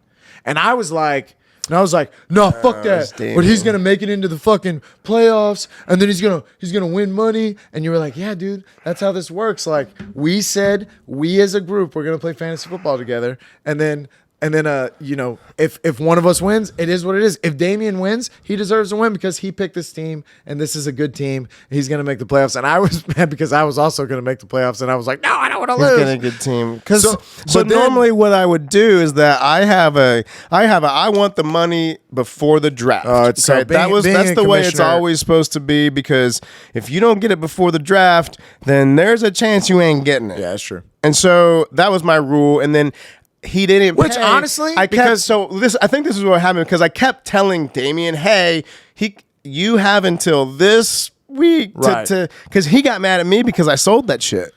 Because I was like, if you don't have the money to meet, I was like, because you're gonna make the playoffs, because you have a good team, I can actually sell it and get the money. I was like, it's like we're gambling here, right? Like, yeah, but fantasy there's something football about is gambling. I'm putting $100 up, saying that I can beat you, and right. However, yes, but I'll fight that with the lesson you taught me, which is, and that we became friends obviously after that, and we're like, whatever, fuck that, let's squash this. It doesn't. Yeah, matter. we squashed it. I think we didn't squash it till after the season was over. Yeah, it's true. And the irony of this is, I then start a league with this 20 people thing. He doesn't want to play. He's like, no, I don't want to play fantasy football this year. I'm just not going to play because I took over being the commissioner. Right. This was the next year. I'm not going to play. It was the next year. Okay, cool. So I have a guy drop out one of the 20, which there's no way you're getting 20 people to play fantasy football unless you just know 20 dudes that all fucking love, or ladies that love fantasy football that much. You could do it, right. Like, so, yeah. They all have to be into it because it would be like let's say we started a waiver wire fantasy football league. Yeah. And we could probably get 20 people eventually. Maybe through this. And DraftKings we can find depending on how popular we get. But okay, so what maybe happened you could do something of that nature. Dannon was not working full time at I don't know if we want to say the. Don't say the names. So I don't think you should say the names. He wasn't working full time at the restaurant, and he was doing something else, and he was in between on money. So at that time, he was like, "Hey, but you asked," because I asked him. I had a guy drop out. I need somebody. So I went to Dan and I said, "I need you," and he said, "Okay, I'll play." But he was like, "I don't have the money but I'll." And I said, "No big deal. I want you to play, and I want you to be in it. I don't care." Oh, so you understood. So I understood. Oh, I did tell you that. That's what it was. Because then I was like, I got the $100. I do remember saying that. And then there was a guy that was like, "Oh, but Dannon hasn't paid." And I was like, yeah, but, and then it was like a light bulb went off. You're like, no, he did pay. I got him. Yeah, exactly. Right. I got him. And I remember that was the argument. It was like, yeah, this is like, exactly no, what he has paid. He was vouching because I want him to play. So even though it is gambling, I think there's something like the 10 people that I've brought into this league. I don't even care if one of them don't give me the money. It's about that I wanted these 10 guys to play. I vetted them at work. I didn't do 12. There were 2 other guys that I could have played. That's what it's supposed to be about. But it's supposed to be about that we're razzing each other. Fun. We're playing. Everybody's into it. I can talk shit about you, but I don't mean it. It's nothing personal. There were 2 guys at work. I don't hate you. There were 2 guys at work I could have brought in, but they said they gave me the vibe they weren't going to pay attention to it. And that was my other annoyance about when you're managing when you're a fantasy football league manager, is that, you know, you have to make these weird moral decisions. And so I play fantasy football a certain way, and I play it with a certain integrity. Like, people will get mad at me for decline. Like, people would send somebody a trade. I'd be like, nope. I don't even wait for it to go to a vote. Like, hell no. There's no way I'm going to ever approve that, because with the trade, you know, I'm going to go off on a tangent here, but again, with the trade, like, tell me, give me a story. Why is he worth it? That? Also, it matters. I hate when people say it doesn't matter. It matters when the 8th place team or the fucking last place team is making a trade with the first place team. So there's a reason that's going on, and that comes why out to are you integrity. Making this trade? Explain it to me. How does this benefit your team? And also, if you're the 12th place team, like I had a thing last year in my league where it was the last place team was trying to make a trade with the first place team the week before the playoffs. He's not going to make the playoffs in any way. You shouldn't be trading with anybody. What the fuck are you making trades for anyways? What do you care? If we're in the first half of the season, I don't care. Oh, the waiver wire is off limits to you once you don't make the playoffs. You do not go. I've done that before. I've had to like drop go ahead, guys. Once the season's over, you aren't in it. In the playoffs, you should definitely not be. Yeah, if you're doing so, that's one of the reasons why I want to win the consolation bracket. That's why I ended up making the weekly bracket is not a thing. But that was why I went to. There was a weekly prize for the top points, because it was so frustrating trying to keep people fucking interested in setting their lineups every week, especially once they realize they're not gonna. So then in the last few weeks, that sucks, but. If I can win $100 this week because I get top points, I'm interested. Yeah. And so then I can explain and I can appreciate, okay, it's the last week of the season, but fuck it, I'm going to try to make 100. I'm making a trade with the first place team because it benefits me, because I think I can win top points this week with this guy. Yeah, that's different. That's why I put that's why you put a trade deadline. That's why you make a trade deadline. Area. Make a trade deadline. I don't have a trade deadline. I know you don't, but that's why. And I'll tell you why. It's because just like you, I'll shut that shit down. Right, but that's when you're saying, hey, I'm going to trade this player. I'm trading my top number 1, top 5 running back for your second, your top 10 wide receiver. Remember why? I need a wide. No, you don't. I had a guy. You don't need it. I had a guy one year. So the year, I don't think it was the year that I did the 20. I think it was a different year. But also when you do the 20, it's hard because I was setting up 2 10-team leagues. Right. And I was a member of one, like I had a team in one of the 10 teams. So I was one, and then there were 9 other people. But then in one, I had 10 people, and I was a co-manager. I just had to be a part. I had to go in and like log in through his team, but I never touched his team, but I just had to keep up with all this. Anyways, I messed up, and on one of the 10-team leagues, it was 4 teams making it into the playoffs. On the other one, I did 6. I wanted it to be 6 the whole time. I didn't change that when I was setting up the setting for the 10 team. So in the middle of the season, it was actually towards the end. It wasn't in the middle. It was towards the end. And the reason why it looks fishy is because I was in a spot where I could have been you were the 6th I was the 6th. So I go. And you ended up winning that, didn't you? No, win that? No. I lost that year. No, I think I got 4th. I lost in the third place. It's just too much. It's. But anyways, so I go and I change the settings and I change it to 6 team, and now it looks like I've put myself in the playoffs. So this guy who's the number 1 seed, he releases every single one of his players. Oh, Frank. Oh God. Like, this is one of those things about annoying fucking being a commissioner. And like, he did shit just to annoy you. So then I take his team away from him. I take it over. You can't do that. I put but the crazy thing is too, that originally I was like, I was so mad that he did it. And I let the waivers go through. So I let all these great players go out into the waiver wire. I let You us had to take them go all for back. it, and then I had to take them back. And there are other people like, well, that's fucked up. Why'd you let that happen? And I was like, I don't know. I don't know what to do with all this. You had some more sympathy for me being the commissioner. Yeah, dude. Being a commissioner sucks, and here I am doing it again. All right, so keep going through your team. So All right. Chris Godwin. So I would then argue that. I love it. Do you think love both of them will be a top 10 receiver? Or what are you hoping out of those Yeah, guys? the Buccaneers offense is going to go the fuck off. But there's like how many mouths to feed there? But just like with And you know Brady's going to spread the ball around. yeah, but to Godwin last year in clutch games, he was consistent. I'm not saying he's going to go off, but I needed my receiver He here. caught 65 balls last year. My receiver And you're adding Antonio Brown's going to have more catches. and OJ Howard's coming in. I understand what we've done. We've created a Patriots offense. You're going to need touchdowns and I think he's going to get them. from Godwin. And I think he's going to get them. He's your number 2 guy. I mean, I'm okay with Robert Woods. I think that you could tell me a story that Robert Woods is a top 10 receiver this year. I don't think you can tell me a story about Godwin, though. Top 20, though, possibly. I don't like to play the injury game. However, If somebody goes are down. you telling me that all of these guys on the Buccaneers are going to make it to the end? All of them? All 6 of those they people could are be gonna, good. I mean, like, they could be pretty good. I'm not. No, I'm saying healthy. I just think. Are they all playing every game? Is Mike Evans playing every game? Is I guess the same thing will go for the Antonio Pittsburgh Brown gonna- receivers Yeah, too. it's true. And I True. did take one of the Pittsburgh receivers. Oh yeah, I did as too. did you? As did I. That was So my you next. got Chase Claypool. My next pick was Chase Claypool. I wanted Chase Claypool. Honestly, when I was at the Godwin pick, I thought about just going down and getting him because I didn't want to lose him. Yeah. The dude is a touchdown machine. He stole so many touchdowns from some of those other And he's super fucking athletic. and Big Ben loves him. Yeah. Big Ben loves him. There was some post press conference that Big Ben had where he was talking about Chase Claypool. yeah, And I when was we like, go through my "Woo!" team, I got one of them too. Yeah, and then my tight end was Robert Tunion. Okay. So he was super.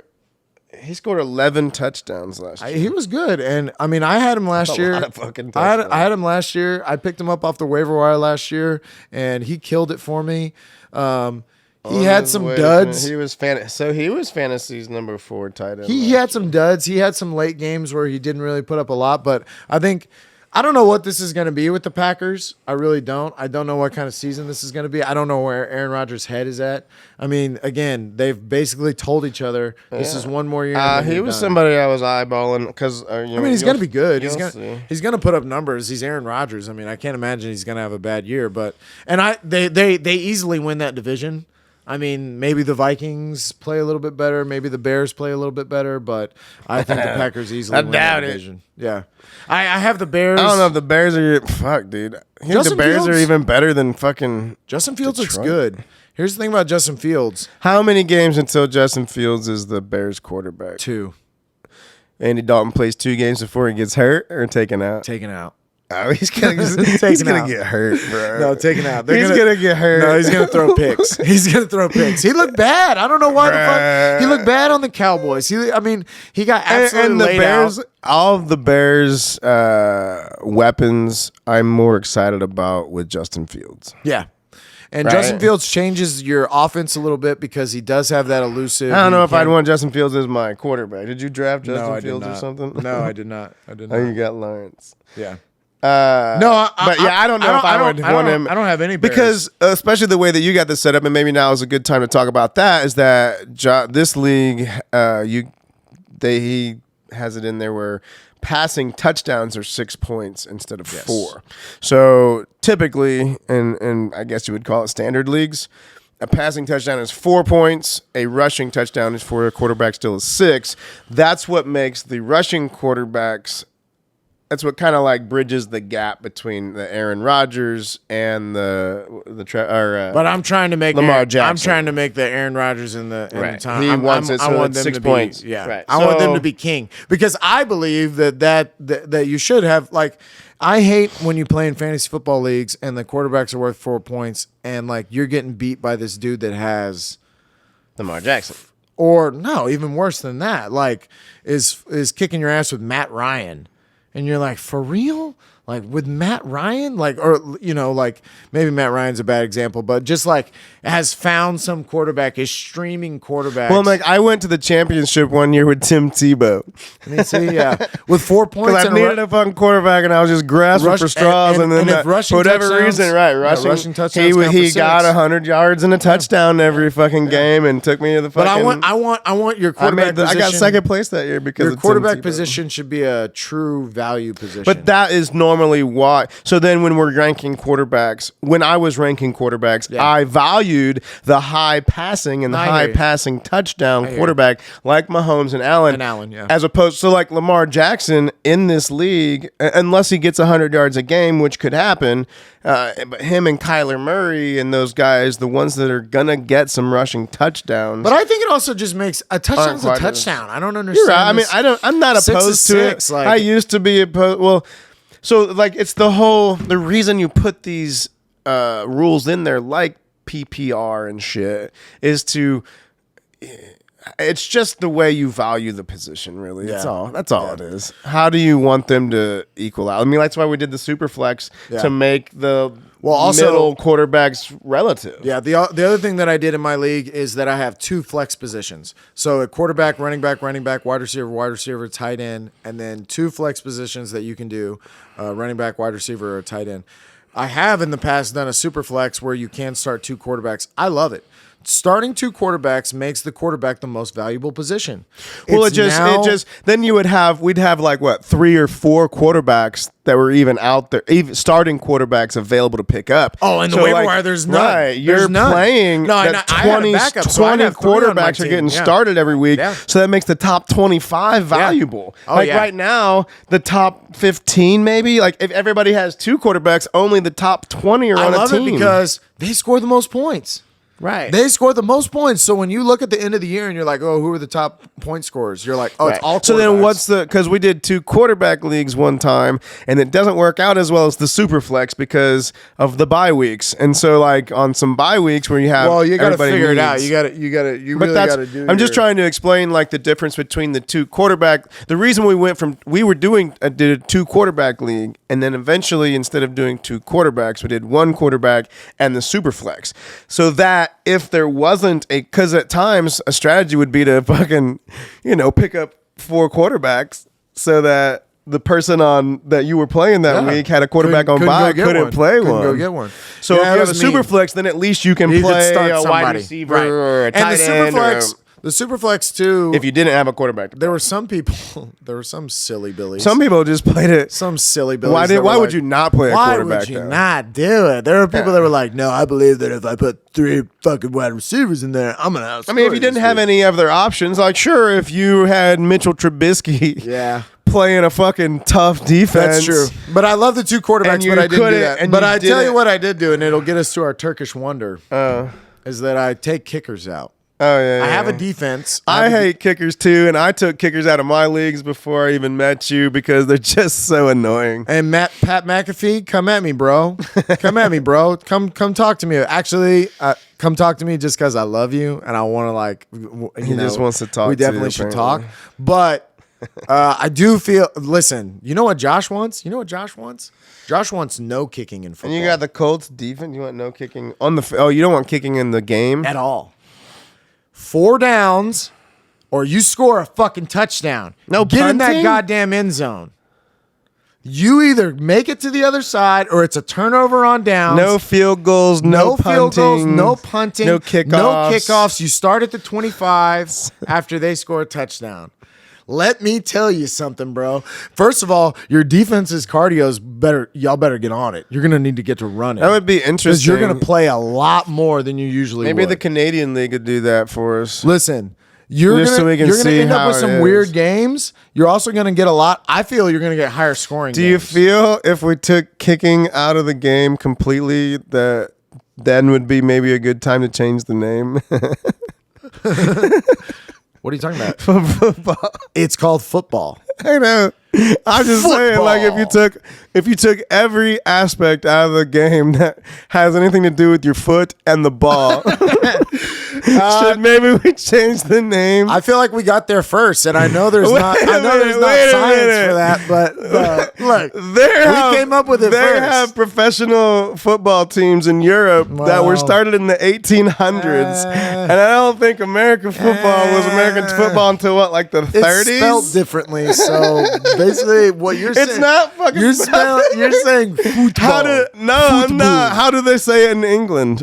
Football. No, they don't. They say it everywhere like that. And it's like, No, God, it's football. fucking stop it. I think it's like it's not football. Football. I don't know. Stop I can't. It's do it in football. English. Football.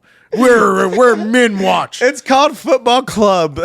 Well, whatever it is. They pronounce it football. I don't know. You're talking about some girl named Chelsea. I don't know what you're talking about, but listen, the difference is It's a team named Chelsea, not you're a fucking losing. girl. You know what I would love? You're losing like 12 useless positions on the team. You now get to have 12 more I mean, linebackers, defensive linemen. You get it changes some strategies for Hell sure. yeah. But Hell yeah. Get them silly field goals out of here. Take these fucking things off the side. well, for now we'll Let's just be have good. to we'll just have to settle for no field goal kickers in our In fantasy, league. this is what Josh has created. But So no fantasy. We don't have kickers. here's my problem with kickers, okay? I would say the good strategy for most people is to pick them last. Oh yeah, it was always the last. I picked So then defense. Well, I didn't pick defense last year. Those are my last two picks, defense, kicker. Right. But in Typically. in my opinion, you stream those positions a lot. most of the time, Especially with defense. defenses, because if you get a bad matchup, you're like, all right, well, I got to go find another defense and kind of figure something out here. And with kickers too, I mean, kickers are hit or miss. You Unless don't really you, know. for a while, what's his name from New England? Yeah. Gostkowski was killer. was fucking money, like the number one kicker every that's year, true. basically. And when you can have a kicker, see, that was one of the things was be consistency with Consistent. That's what you're really looking for in a kicker. Like, but if you're gonna get I would argue they're all pretty consistent. They are, but And if then, so you, it's a especially if you wash. got minus points And that's for what I missing hated. a And that's fucking what I kick, hated. These fucking Nancy boys that are not football players, that are not out there doing anything. They're just wearing their sweet little tidy pants and they're swinging their little hammies around. They're just making sure that foot connects to ball. Get the fuck out of here. You just don't like people that kick balls. well, I don't. It sounds like. I don't, and I don't. If I don't the put as much game- respect if- on it. and you don't have respect We for can get it? to that, but I don't put as much All respect right. on it. Here's my thing. I understand that it is hard to do. I'm not gonna say that. I'm not gonna say like, oh, kicking the ball is easy. Can you imagine the pressure of fucking? I mean, because jeez. I mean, like for real though, like how many field goals can you miss before you lose your job? Okay, if it was all you had to do, Right, but I'm was just all you had to I'm do. not saying that, but I'm asking how that's fucking. That's pretty. no, I hear That's you. pretty difficult. and it's far. It's far. And Some you got of a them- bunch of big ass motherfuckers trying to run it down That and shouldn't block bother it. you though, because they never get to you. I mean, very They never rarely, get but you. you have to do it. You gotta do it the have same a few way. seconds. I mean, yes, they do it all the time, but Hey, the rest of us damn. were fucking. But again, you can miss how many? If you miss 3 in a row, do you have a job? we were all in the weight room fucking lifting, and then we came outside and we ran plays, and I got fucking lit up by TJ Watt just now. But what were you doing while we were practicing? Oh, you're Sounds kicking like the you fucking should have ball? been. Maybe you should have been a kicker. Maybe I should have. Maybe instead of being a fucking tricky tell you- linebacker, you should have been a fucking kicker. I'll tell you what. I mean, if you don't want to get hit, I could kick a 50-yard field goal right now. And that's just. did me you see saying- that one of the that's just me Texans saying wild safeties did the things. Yeah. kickoff? Yeah. And I'll tell you what, that made me mad because it's exactly what I'm talking about. But how much more Can I use my valuable is he safety? though? But so like How now, many safeties can do this? I guarantee it. Chad Ochocinco kicked field well, goals. again, so then that Waste of a motherfucker. position. Who would you rather have be in your last line of defense on a kickoff? A fucking safety or a yeah, kicker? he got the tackles in all those. Yeah, kickoffs that he that's did. what I'm saying. You know what? That's a badass skill. If Some more I was the safeties should Houston learn how to Texans- do that. If I'm the Houston Texans, Well, if you're trying to make a 53 man, 52, 53? 53. 53 man roster. I just said And that you're number. trying to, and one of that the could be ways you wrong, can make I it don't is know. special teams. If you're young, hell yeah, learn how to kick off. Yeah. Well, dude, That's smart if as I'm the fuck. Houston Texans. That's smart I'm as pulling fuck. him to the side. I'm saying, can you kick a field goal? And then if he can kick one from like 30, I'm Right, telling you the could kicker, eliminate kick another. rocks, He could bro. make another $1 million. Hey, We'll give you some bonuses if you can hit field goals. Dude, there's so many wasted positions with the kicking. That's badass. Deep snapper. We're getting way off fucking tangent. Fucking well, I went through my team, How and did you do? What about tell me anybody that you really like on your bench? I love Jalen Waddle. Jalen I Waddle. love also my first pick straight on the bench was Javonte Williams for the Denver Broncos. He's a rookie, right? Rookie, another rookie. I'm going for the youngins. Jalen Waddle's a rookie too. I like Javonte Williams because Melvin Gordon is and this kid is good. Comes from North Carolina where he was running. Dudes over. What about? So I mean, I'm okay with the rookie running backs, but a lot of times rookie receivers usually need another year. I just before think they're Jalen fantasy Waddle relevant. is going to get put into the slot because of where he lies on that team, and Tua's going to hit him. When I was the thinking slot. about taking him, it was simply because he's such a big play guy. They that played together at Alabama too. He could also, he could very easily. I mean, again, tell me that story. Tell me the story where he might have 2 for 80 yards and a touchdown. Yeah. But it only takes 2 plays for him to do it. I'm not starting him. You know, Right. I'm He's going a to good see flex what play, happens. right. I mean, he's on we're your going to see bench. what happens. So I got James Conner, I'm not Trevor excited Lawrence. about that. Trevor Lawrence. James Conner at that point, and him and Devin You gonna Singletary. start Trevor Lawrence over Haybear? We'll see what Trevor Lawrence does. I think Trevor He's Lawrence. playing Houston. Yeah, he's playing Houston week 1. I think you should consider it. Well, Trevor Lawrence is going to be in some. And then you games where talked he's about playing Jacoby catch-up. Myers, Hardman.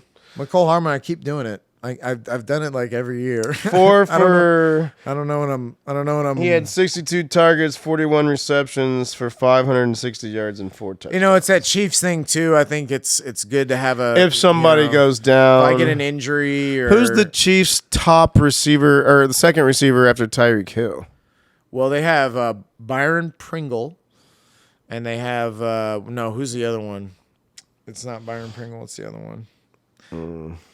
We'll just say you don't know. Yeah, That's kind of the point. I don't know either. Demarcus Robinson. Robinson. Demarcus Not Robinson. excited about any of those. He's their number 2. And then If you McCole don't Hardman. have Kelsey Hill, I'm okay with Edwards-Helaire or Mahomes. You don't need anybody else. It's a handcuff in a 10-team league, right? McColl's a handcuff if one of those guys go down. If somebody Tyreek goes down, if Tyreek you know. goes down, one of those guys might see more. I got targets. Gesicki as a backup tight end. I like it. I think Gesicki put up pretty good numbers last year, and 53 receptions, 700 yards, and 6 touchdowns. Yeah, That's pretty good. and he's He's my probably backup. top 10. Yeah, I'm gonna start Tunion, but it's good that I have one that's there. But yeah, I like my team. I like the fact that I went running back. The James Conner and Devin Singletary. Again, I'd like to point out you like your team. ESPN does not like. Yeah, your that's team. wonderful. That's let me tell you, of all the years that I've done this, I've never, ever in the final standings projections been one, ever, and I've won many times. So Good luck to you. yeah. I mean, I hope I beat you. Yeah, you'll see. All right, so You'll see. I was the 5th pick. We already kind of talked about it. Alvin Kamara, number 1. He was last year's top scoring running back in PPR, I believe. Yeah, I like it. Nick Chubb, I went with number skipped it 2. for Najee. I considered Washington's Antonio Gibson. I like that instead too. of Chubb. I like that too. But when I was think assignment he was there, chain but 2, I I was did just Clyde like, who do I Edwards-Helaire. think is going to be the better, more consistent offense? And I went with Chubb there. Yeah. My 3rd pick was Justin Jefferson. Love it. He caught 88 for 14. No, he's gonna go the fuck off. And it was one of those pipe dreams because I told myself I was gonna go 3 running backs. I said I was gonna go 1, 2, 3. So running yeah, backs. because you took Jacobs, I got to take Jefferson. Yeah. I wasn't expecting him to fall to that. I was pretty happy. he probably should have gone honestly before that. I don't know. Yeah, What was I'm going pretty on in happy that draft. I didn't think that Chubb was going to fall to me. I didn't think Jefferson was going to fall to me. I was super happy with both those picks. Yeah. My 4th pick was Terry McLaurin. Which is good. I wonder what else was there. You Um, probably could have got another running back because it looks like. I think that Josh Allen was because then you went Josh Allen. not Josh Allen. Well, and your running backs after that. Let's see what who you was got. who was around that area of McLaurin? It was I could have got like Cooper Kupp. I think DJ Moore. I don't like the DJ. Keenan Moore. Allen, maybe. I don't like the DJ Moore. I don't get it. I bet you Mike Evans was still there. That was Sam Darnold. I'm not. A lot of the Panthers, I think. Yeah. Sam Darnold. McLaurin, big play. He caught 87 balls last year with fucking Haskins, and he's their deep guy, and you know that Fitzpatrick will air it out. So also, I'm hoping.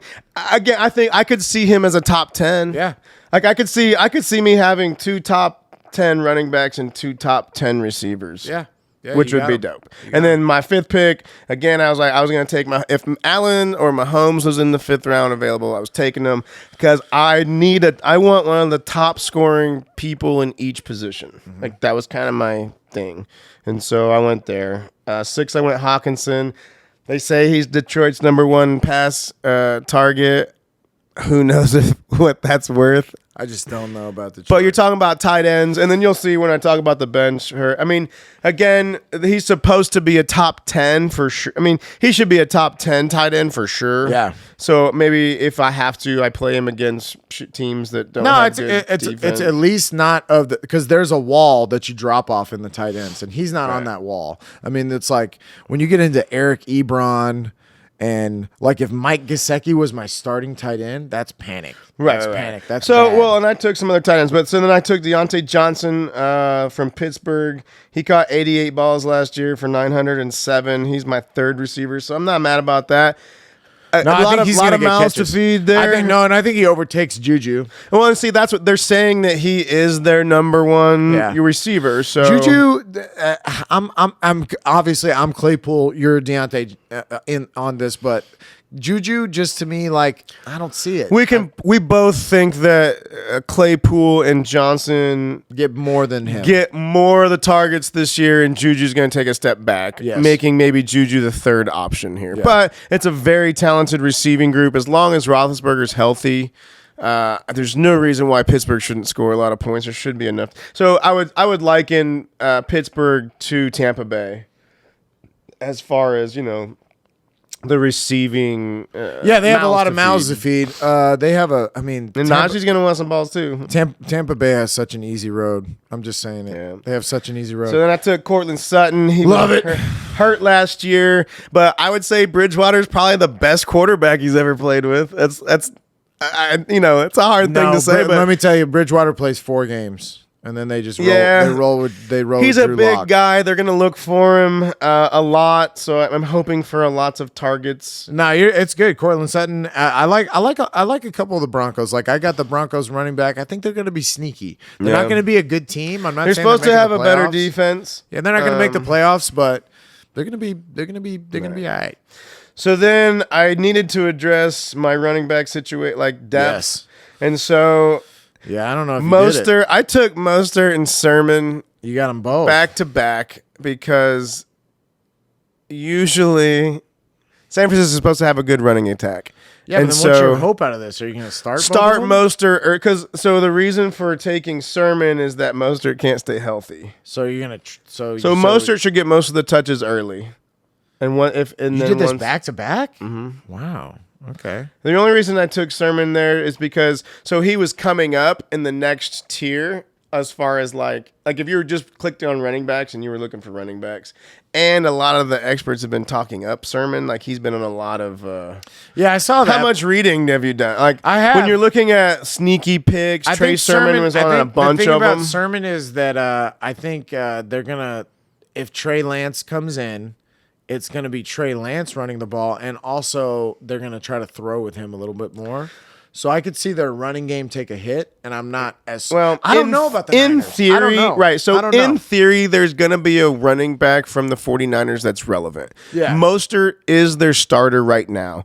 He tends Sermon's to get gonna play. He tends to get hurt. Yeah. So if Mostert, they're still going to use Sermon. I'm considering starting Mostert. I guess it could be good trade bait too. Because if one that's of them goes another off, thing that I think about. If I'm hoping that somebody takes over, yeah, right, as best case, I hate to say, I don't want to say again injury, but Mostert should get most of the touches Mostert early, is injury prone, and then so. Sermon's a rookie, so let's say he probably won't start early as he's learning. That you did past two defense. tight ends here. I like that. Okay, so then I took Corey Davis. We talked about that a little bit. Zack Wilson, I think, is the kid's name for the Jets. That's played pretty well in the preseason, and Corey Davis is supposed to be their number one option. So again, I'm thinking volume. How many targets is he going to get? Can he get 10 balls a game? Are they going to be right? Their offensive line. He's going to get. But who's he going to be looking for? So again, hopefully, he's going to be looking. I'm hoping he does something.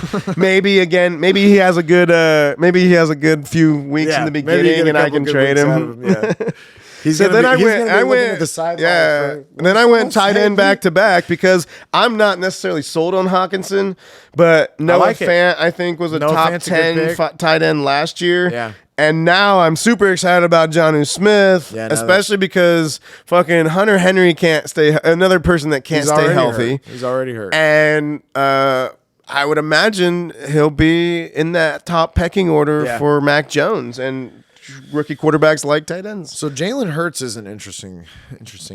Well, he was there at the end, so then I took Tyrell Williams again because he's a number one pass option. Hopefully it happens, but it's at the end of the draft. I took Jalen Hurts because if you read about it, I think he only started 3 games last year. Yeah, but he played fantasy-wise. And in those fantasy, I think he was a top 5 quarterback in those 3 games. Yeah. So, hey, fuck. And then I took Latavius Murray as my backup because if Kamara gets hurt, he is absolutely going to get 20 touches a game and be valuable. Plus, you have Kamara, and I have Kamara, so I have what you call his handcuff. So that was it. I like my team. When I was doing mock drafts and shit. That's another reason why I took Sermon as early as I did because when he wasn't there more consistently. So I'm a nerd, dude. I'm a nerd, and I also had fucking COVID. I was so bored. I probably did 100 fucking mock drafts. I knew exactly who I was taking.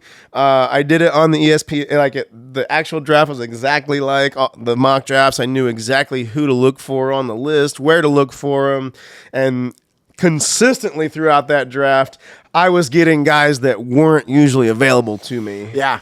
That's, I think, what makes you pull the trigger early when you do a ton of mock drafts, and maybe to some people, that's what made I had already gotten all the guys I was targeting, and then it was I was but I want those 2 guys. Yeah. And Mostert was in the 80s, so I had to take him there. Yeah. And then Sermon was in the 111. You're talking about Chase Claypool to me. You're talking about. I mean, honestly, it's what made Najee Harris happen. It's why I did Najee Harris at 3 because there's no way I'm getting him on the way back, and. If your guy's there and you don't think he's going to be there and you're going to be disappointed if you don't get him, then just take it. I think you're looking for value. I think he's rookie of the year. I think he goes the fuck off. I think he's going to be healthy. I think he's a Alabama running back. I mean, those are pretty proven. Those are all. It ain't like taking a Penn State running back. Yeah. I didn't take. Yeah. I'll tell you one of the ones that I don't take Penn State running backs. No, they don't last. Take Alabama running Travis backs. Etienne Jr. All right, he got that Liz Frank injury, man. That one's not good for fucking running But I wanted him. I wasn't sold on him. He would have got another big running back. He can catch. He looked really good at Clemson. I mean, I wasn't sold on him. I don't know. I'm just so wary about the Jacksonville offense. They could be. I would imagine that they'll. As most offenses will, they'll get better. They'll be better than the Texans. They'll be better than the Texans. But let's say week 5.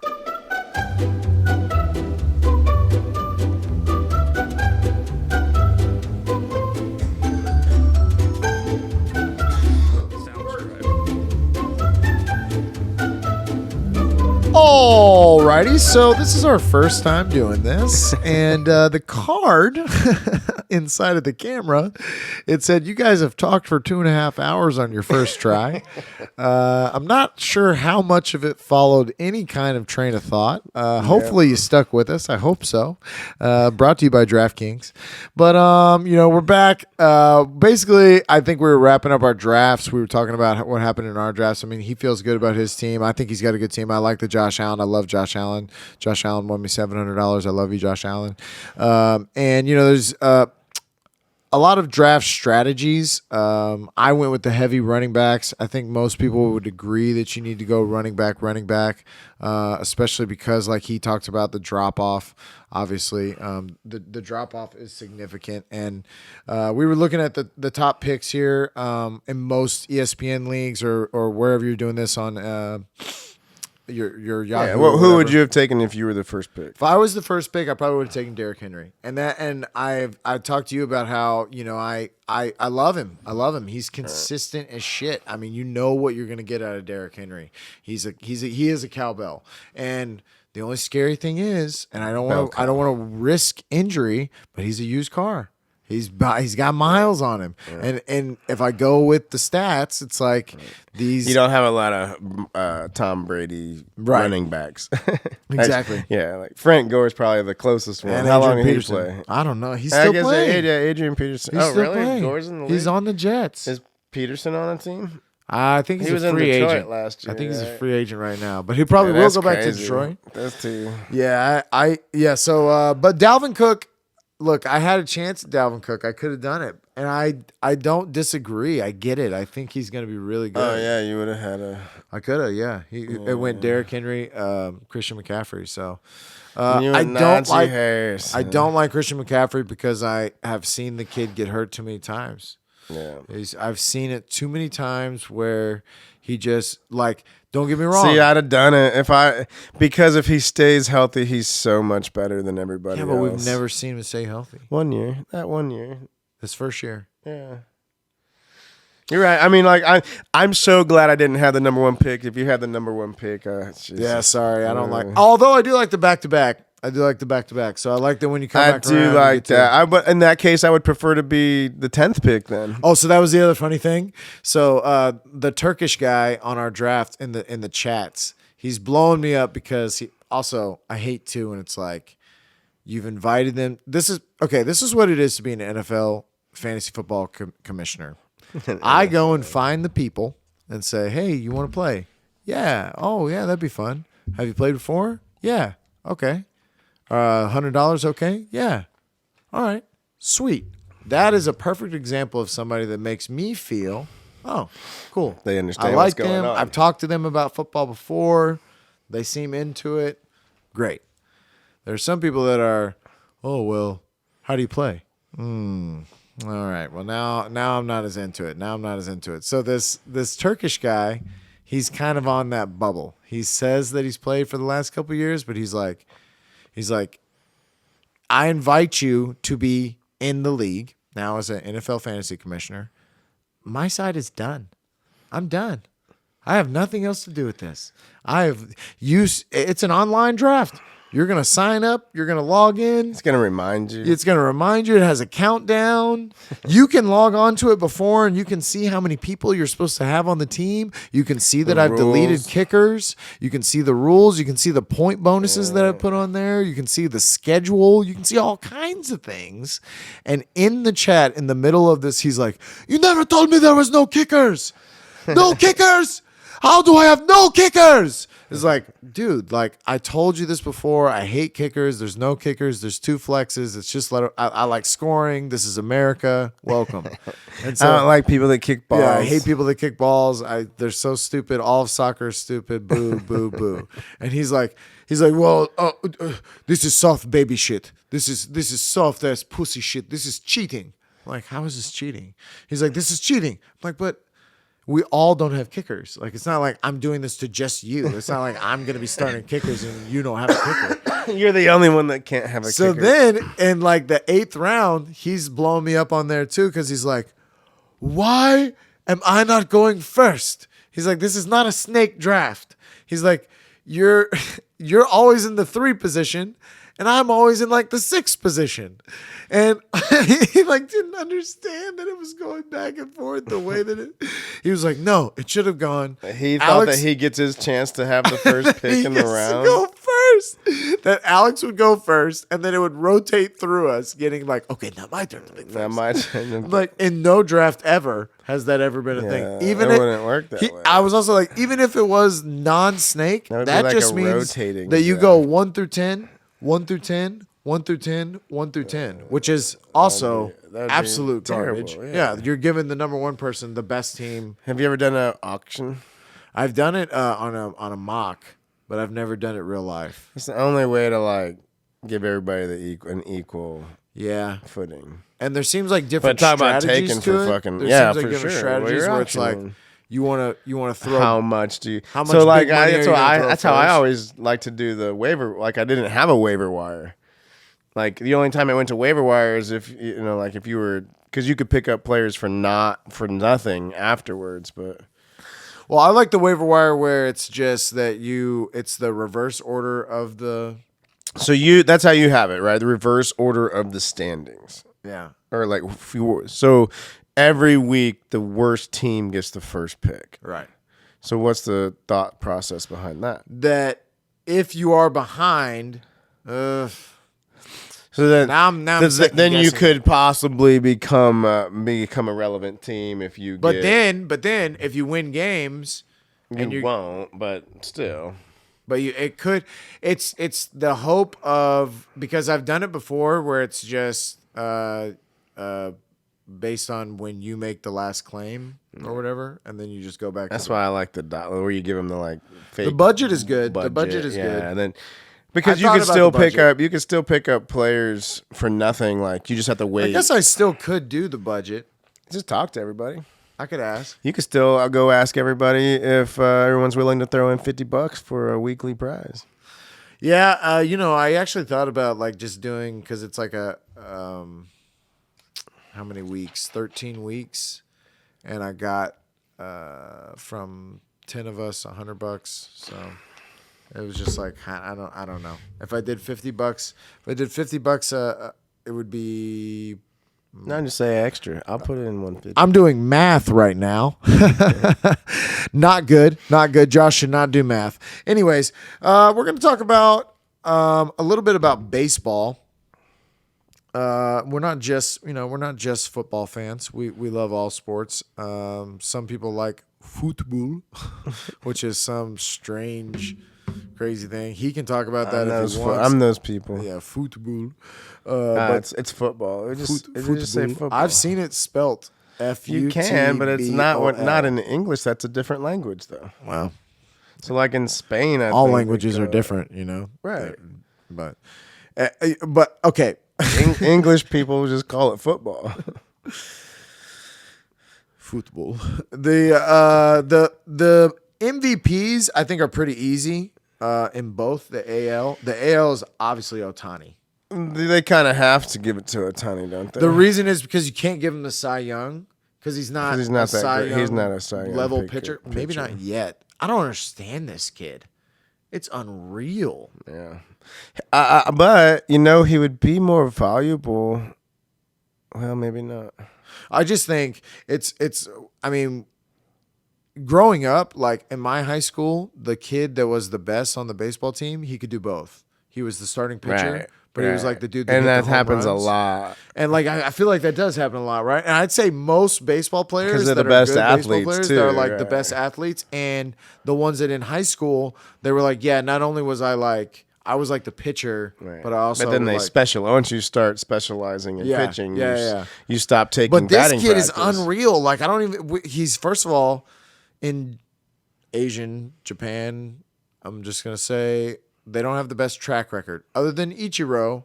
Most of them come here, and it feels like they've played a whole other lifetime over in Japan because they start them so young, and then when they get here, they get hurt. That's how a lot of them, like Daisuke. Daisuke came over. It would look great for a year, and then he was out. But Ichiro's the only one that lasted the test of time, and that dude's a freak. He's awesome. Ichiro's an unbelievable hitter, and it's not. I don't think you're going to find dudes like him. But this Ohtani kid is great. He hits for power. He's clearly the MVP. Although it should be mentioned, Vladimir Guerrero Jr. on the Blue Jays, he's killed it as well. Yeah. The Cy Youngs is pretty much Garrett Cole. So is there an MVP? It's only one MVP. They don't have one I'm for sorry. each league. I said the AL. I didn't say Okay, the yeah. NL. I was like, don't they? Yeah. The National League, it's close because Tatis missed some time. He has the most home runs, but That's he's who ESPN is hyping. Yeah, I think he's the MVP. He's young, but he missed some time because of the injury. But he's kind of pulled away from dudes like Votto and Kyle Schwarber. Kyle Schwarber was hot for a minute. He's also in the American League now. No, I'm talking about the National League. Tatis. I know, but Schwarber is playing for the Red Sox now. Oh, that's right. He got traded, so he wouldn't even. So his whole season wasn't even in one league. That's right. I would think that probably takes him out of. Yeah, Tatis. If you get traded at all, probably you can't be the MVP, right? No, it's unless you were the most valuable team player to both teams. It must have happened. Well, either way, Tatis and Ohtani are probably my MVPs. Probably. And Vlad Jr. is amazing, and I just want. It's fun to watch. That Blue Jays team's got a lot of good young players. Yeah, they've lost a couple, and they're not going to make the playoffs, but they're a good young team. I like the Biggio kid too. He's good. Biggio and then Bichette too, right? Yeah. And the Cy Youngs. The Cy Young over in the NL is pretty much wrapped up. Walker Buehler on the Dodgers has been killing it. Too bad DeGrom got hurt. I mean, he would have definitely definitely been pushing for it. But Walker Buehler has like so it always happens to the Mets. 17 Something wins. happens. Yeah, man, but I don't understand. Mets. You traded for Javi Baez. I thought y'all would have. They're the ones that Javi Baez doesn't want to be there. I know they disappointed me the most. I don't think he's a New York guy. Call me crazy. Think so either. And then over on the AL, Garrett Cole. Garrett Cole's going to get it. His strikeouts are ridiculous. He's going to get the Cy Young. Yeah, he's going to get the Cy Young again. How you going to feel about Correa being a Yankee next year? Oh, my God. Sitting there with fucking Garrett Cole. I just hate it. You know what I don't get is that it's not like when you go into the luxury tax that's like costing you that much more money. Like, yeah, but they do, man. You can't. They're playing by the rules, whatever. The Yankees have money, I know that, but they got a profit share. The Astros, Jim Crane, spend your fucking money, bro. I'm surprised they didn't go get a better starting pitcher this year. Like they really wanted to shore up. Well, this is what I'm Scherzer. excited about is that I do like Graveman, the reliever that they got from the Mariners. He's killing. Yeah, he's been doing really good. our bullpen's pretty solid. And that's something that we haven't had in the last couple of runs. Man, who when Urquidy comes back, which starting pitcher do you leave off the rotation? I think Like in the playoffs. it's gotta be Garcia, and it breaks my heart because he's Shit, played man, I'm well. thinking Greinke. Jesus, you can't do that. And that's the problem with the Astros is that He's the one that I'm like least confident in. I know, but he's got to win you games. He's got to be our ace. He's got to be our ace. He just is. I mean, So that's why I don't think the Astros are going to win it this year. don't because say that. I just don't. say that. I've been watching them so much here lately, and I'm just they have. not But impressed. here's what I will say: we can score. So yeah, but you got to have pitching and Gotta have dominant pitching. Yeah, And the Yankees Greinke's are gotta just so show much up. better. Greinke's got Nah, I think if it's the Rays, I think The Rays, yeah, but see, I can see the Rays. I don't know. The I can Rays see are the good. Rays. The Rays They are good. The Rays are good, And they're but- doing all this without Glass now. It's crazy. These other they're just scrappy. It's just like last year when they went to the World Series. They're scrappy. They play the game well. Now, maybe it'll come back to bite them again, just like it did last year, where they play that game a little. They do bullpen games. They like to do the statistics. I was watching them last night too. I don't know. I think the Yankees. The White Sox are good too. The White Sox have the advantage too that they're not playing for their division or having to kind of keep their foot on the pedal right now. They are so far ahead of anybody, of the Cubs or anybody in their division. Yeah, they have the largest lead. Easily. Or not the Cubs, not the Cubs. The Indians. Indians. So the White Sox are easily going to win that division. The Astros are going to win their division. The Rays are going to win that division. And then you're probably looking at the Yankees and the Athletics. That's the Yankees and the Red Sox right now. Oh, have the Athletics slipped that much? I know they had lost. Those are just the two teams that were in the wild card spot. Athletics lost like 6 of their last 8 or something like that. Right, because they were playing the Yankees. Well, they did beat the Yankees twice. Yeah. Actually. But yeah, I love to see Athletics lose, and I love to see the rest of these people beat up on each other. I think we mentally own them all. Bring it on. I will say this for the Astros: they have the best record against teams 500 or better. And we own Aroldis Chapman. We own Chad Green. Bring those tight buttholes rolls because they're going to get even tighter. Bring a Roll to Chapman out there. Let him throw a couple sliders. And all day, though, or all together, the World Series, I still think right now is San Francisco. I mean, you know what's? I don't get it. I don't either. I don't get it. How are they doing this? No, here's a terrifying thing. Somebody said the other day, though, that they think the Dodgers are going to win. Take over. And this is why. Max Scherzer has not really got going. Yeah, but that's who I all you wanted. got to do is get. I mean, Walker Buehler is killer, and so if you're Max Scherzer, that's 4 wins in a 7-game series. Yeah. Those guys are going to get you 4 wins, and even they have another guy, Julio Arias, that's on the Dodgers. He has like 13, 14 wins. He was killing it too. Him and Walker Buehler were going back and forth on win. The Dodgers are scary. Yeah. The thing about the Dodgers though, their bats are inconsistent. Yeah. So as good as their pitching is, their bats are really inconsistent. I think we beat them in a shootout. I'd love an Astros-Dodgers rematch. Then let's rip Jose Altuve's shirt off every time and show him that sexy little man. Show him that there's nothing buzzing. You know. Here's what I'm going to say for the cheating. I've never been in professional sports, but if I was in a professional sports club and some guy came in named, I don't know, let's call him Alex Cora and Carlos Beltran, and they're like, puppy, like for years, man, you know what we've been doing? Like we read the signs, like when a pitcher do this and then we do this and then like that means this, so that's a fastball. And then it's just gotten better and better and better, and now they were like, hey, we got cameras and shit, like it's 2020, baby, like let's cheat. And I can understand if you'd be like, I wouldn't do that. I'm an honorable person. But if you could cheat a little bit and it make you that little bit better. I will also say, if you've ever had a 100-mile-an-hour fastball thrown at you, I don't care if I bang on a trash can right in your fucking ear and it's a fucking fastball, you as a normal human are not going to hit that ball. These hitters on the Astros are good hitters. And yes, they took an advantage. I don't know how much an advantage. I'd love to know the final. They're never going to tell us. We're never going to. Maybe one day there's going to be a documentary where all these guys come out and say exactly what they did.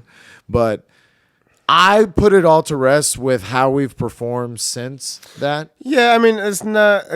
Again, it's no one's questioning the talent. And I told her they shouldn't have been friend, there, but yeah, I told our friend if they can't touch the ball, if Alex Bregman and George Springer and Carlos Correa and Jose Altuve, if they literally are striking out every time and their averages drop to where they're like 150 and they're total trash after this, I'm with you. They're cheaters. They suck. But baseball an underlying thing with baseball is the cheating, and it's always gone on. It's always gone on. They're always trying. They've always got pine tar. And now, after you walk off the mound every inning, you got to get your glove in your head. And since they've done that, the offense has gone up. So that means that there was a distinct advantage for the pitchers using that shit to get a better. And like I don't hold anything against anybody for cheating. Well, again, it's part of the game. If you're a baseball fan and, that's what they do. That's cheat. What they do. And you know what? And any other sport, I looked at Mark McGwire and Sammy Sosa and went, this is fucking awesome. So fun. That was so fun. Oh, Jeff Bagwell's neck is like this. I'm sure it naturally got to that. I don't give a shit.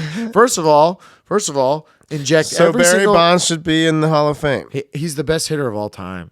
Come on. Roger Clemens is probably the best pitcher of all time. Yeah, let's call it what it is. And they were the best in that era, and everybody was doing it. Yeah. And they were all doing it. That's the perfect point. And you know who's mad at him? You know who puts them in there is the writers. Yep. And it's such a joke. And you can't be a baseball purist and not career, like cheating. You either walked him, he struck out, or he hit a fucking home run. He had no knees. He couldn't run. He was literally like walking to first and be like, bring out a pinch runner. I'm done out here. Like, fuck, I didn't hit a home run. Yeah, and now I got to walk to first. Or if he did get if he got like something that could have been a double, he walked to first and was like, so what else do we? So we did MVP. So we did. I did what I see in the AL. We agree that I have the Astros coming out of the AL, obviously, because they're the best team in the world. I'm gonna pick the Yankees. I know it's gonna not be popular, but I'm gonna take the Yankees. Jesus Christ, what are you doing?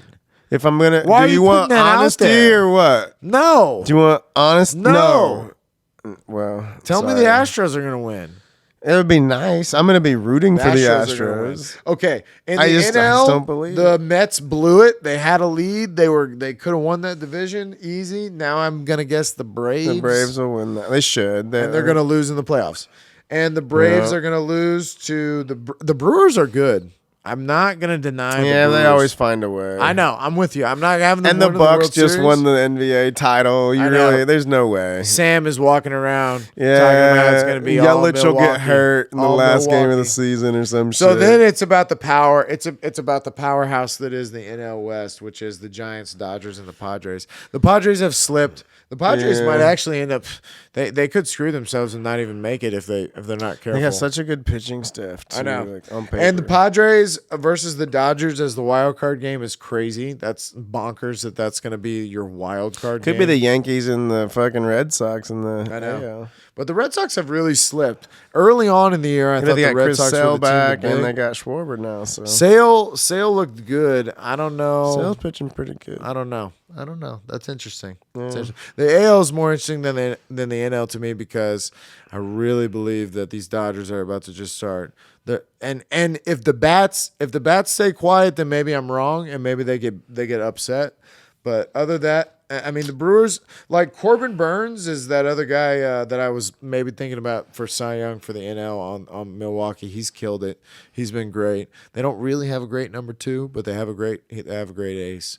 But yeah, I think Astros and Dodgers rematch World Series. We fuck them again. We get them again. What, are they going to cheat again?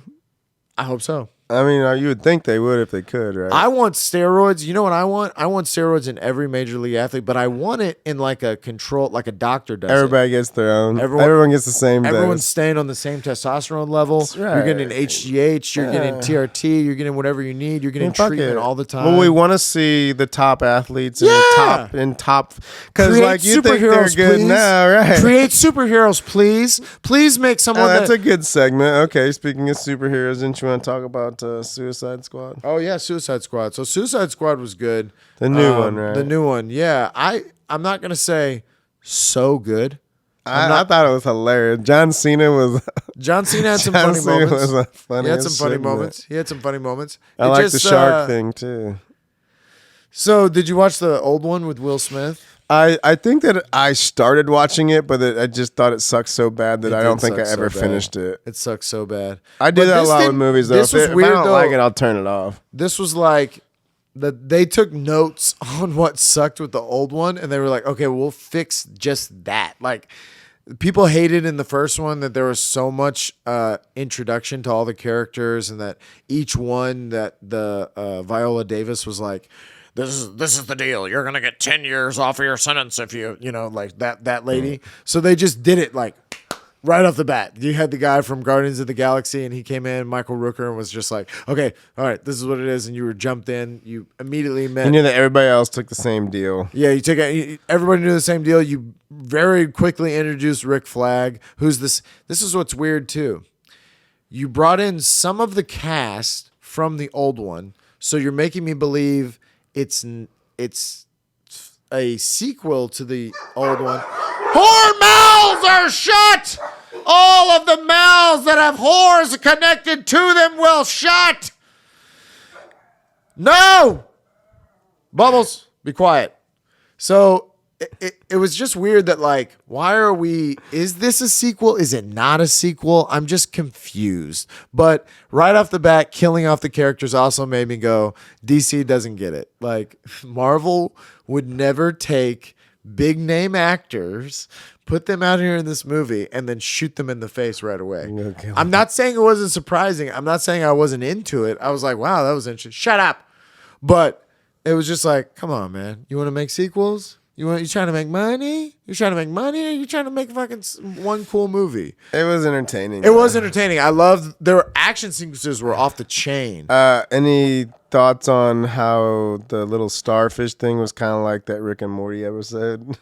I don't watch Rick and You didn't Morty. watch? There's a Rick and Morty Hey, be episode quiet. where they literally have like a thing attached to their face like It's that. controlling him. Yeah. That's funny. Well, it's from the comics. It's literally in the comic books. So I wonder which one was first. Maybe Rick and Morty got it from the comic book. Maybe.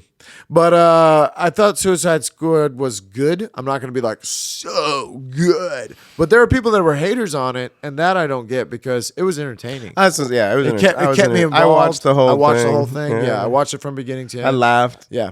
Another thing that I watched is this documentary called Shiny Flakes on Netflix. You got to check it out. Shiny Flakes. This German kid, he's one of these. Okay, if you're born in like the last 10 years, this computer is just a part of you. You speak it. You speak it differently than me or you do. You know how to connect to all of it. This kid in Germany starts a website where he is selling tons of drugs online. He's found a guy that will mail it to him through the postage, and he can like break it down. He breaks it down in his room, and then he sells it. This kid is also not touching it, not using any of it. He's just the in-between guy. Just distributing. He only accepts Bitcoin. Is this real? This is in 2006. Oh, it's real. This is in 2016. This kid, the only reason he gets caught is because his dealer that is sending him drugs gets caught and gives him up. They doesn't even give him up. Gives up like, this is how I know that he does this, and they have to catch him through the postage. So they eventually catch him through where he's going to these things in Germany where like it's like a big mailbox where you it's like a PO box basically. And this German kid is so interesting. It's really him. They dub it over in English so you don't have to read anything. They have like an English speaker that's like doing all the talking. So Silver Flakes? Shiny Flakes. Shiny Flakes.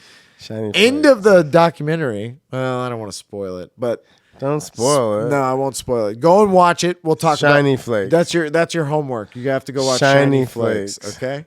How long is it? It's like an hour and a half. Okay. It's like it's just like a movie. It's like just a documentary. That's Shiny just one movie. Flakes. It's not one of. Sometimes Netflix loves to do this like, it's docuseries. It's a limited series and it's like 5 hours long and it needs to be 45 minutes long. Shorten your shit, Netflix. We don't need all this. I don't watch Netflix. Brought to you by Netflix. So and then the other thing that we watched on Netflix is Malice in the Palace. I did see that the other. I was gonna watch it. Dude, you should watch it. They have everybody on there. Really? Everybody. Ben Wallace. I was watching that game when Reggie Miller. Yeah, I remember watching it, and I remember being like, Ron Artest don't want none of that Ben Wallace smoke. That was when Ben Wallace was terrifying. Ben Wallace. That was when he was in his prime, and then it just made me think like, okay, well, they're obviously gonna break this up. And then you see the chaos happen. But what's crazy about the documentary is that they show you other footage from where because when we watched it on TV, it was the edited together, like this is what they saw. And so they show you other versions of it. Shut up! I can hear you down there. Hey! And it's always funny. And then I didn't know how many people got charged from the stands. There's a guy that threw a chair. He got charged with assault. There's a guy that the dude that came out and actually confronted Ron Artest. Remember that guy that like I don't know why you'd want to do that either. Yeah, unless you are not Ben in Wallace. your right mind. Are you walking up to Ron Artest on the street? Look, check this guy. It started this the dude that threw the cup. He got multiple charges because he started it all. He started this whole crazy thing. He also, it's just really good that everybody, Steven Jackson, Jermaine O'Neal, Ron Artest, Ben Wallace, Reggie Miller, the refs that were there, the cops that were there, the owners of the Pistons, the owners of the Pacers. They go deep into it, and it's only an hour long. So it's just an hour long, and it's like it's a really good documentary. I recommend that one too. So the Malice in the Palace was a good one. Check it out. But yeah, man, I think we talked for about 3 hours here. Yeah, probably longer on our than first people little want. I'll watch it. I'm gonna watch it. We're gonna watch it. You're gonna watch it. DraftKings is watching it. Netflix is watching it. Jeff Bezos hit us up. We're open to literally anything. Jack's dildos. If you've got a lovely dildo and you need to buy a dildo, right here, I don't even know if Jack's dildos is a place, but if you are, hit us up. We'll accept whatever you got, even a dildo. But we love you. This has been the Waiver Wire. Thank you guys so much, and we'll see you next week. Peace. Peace.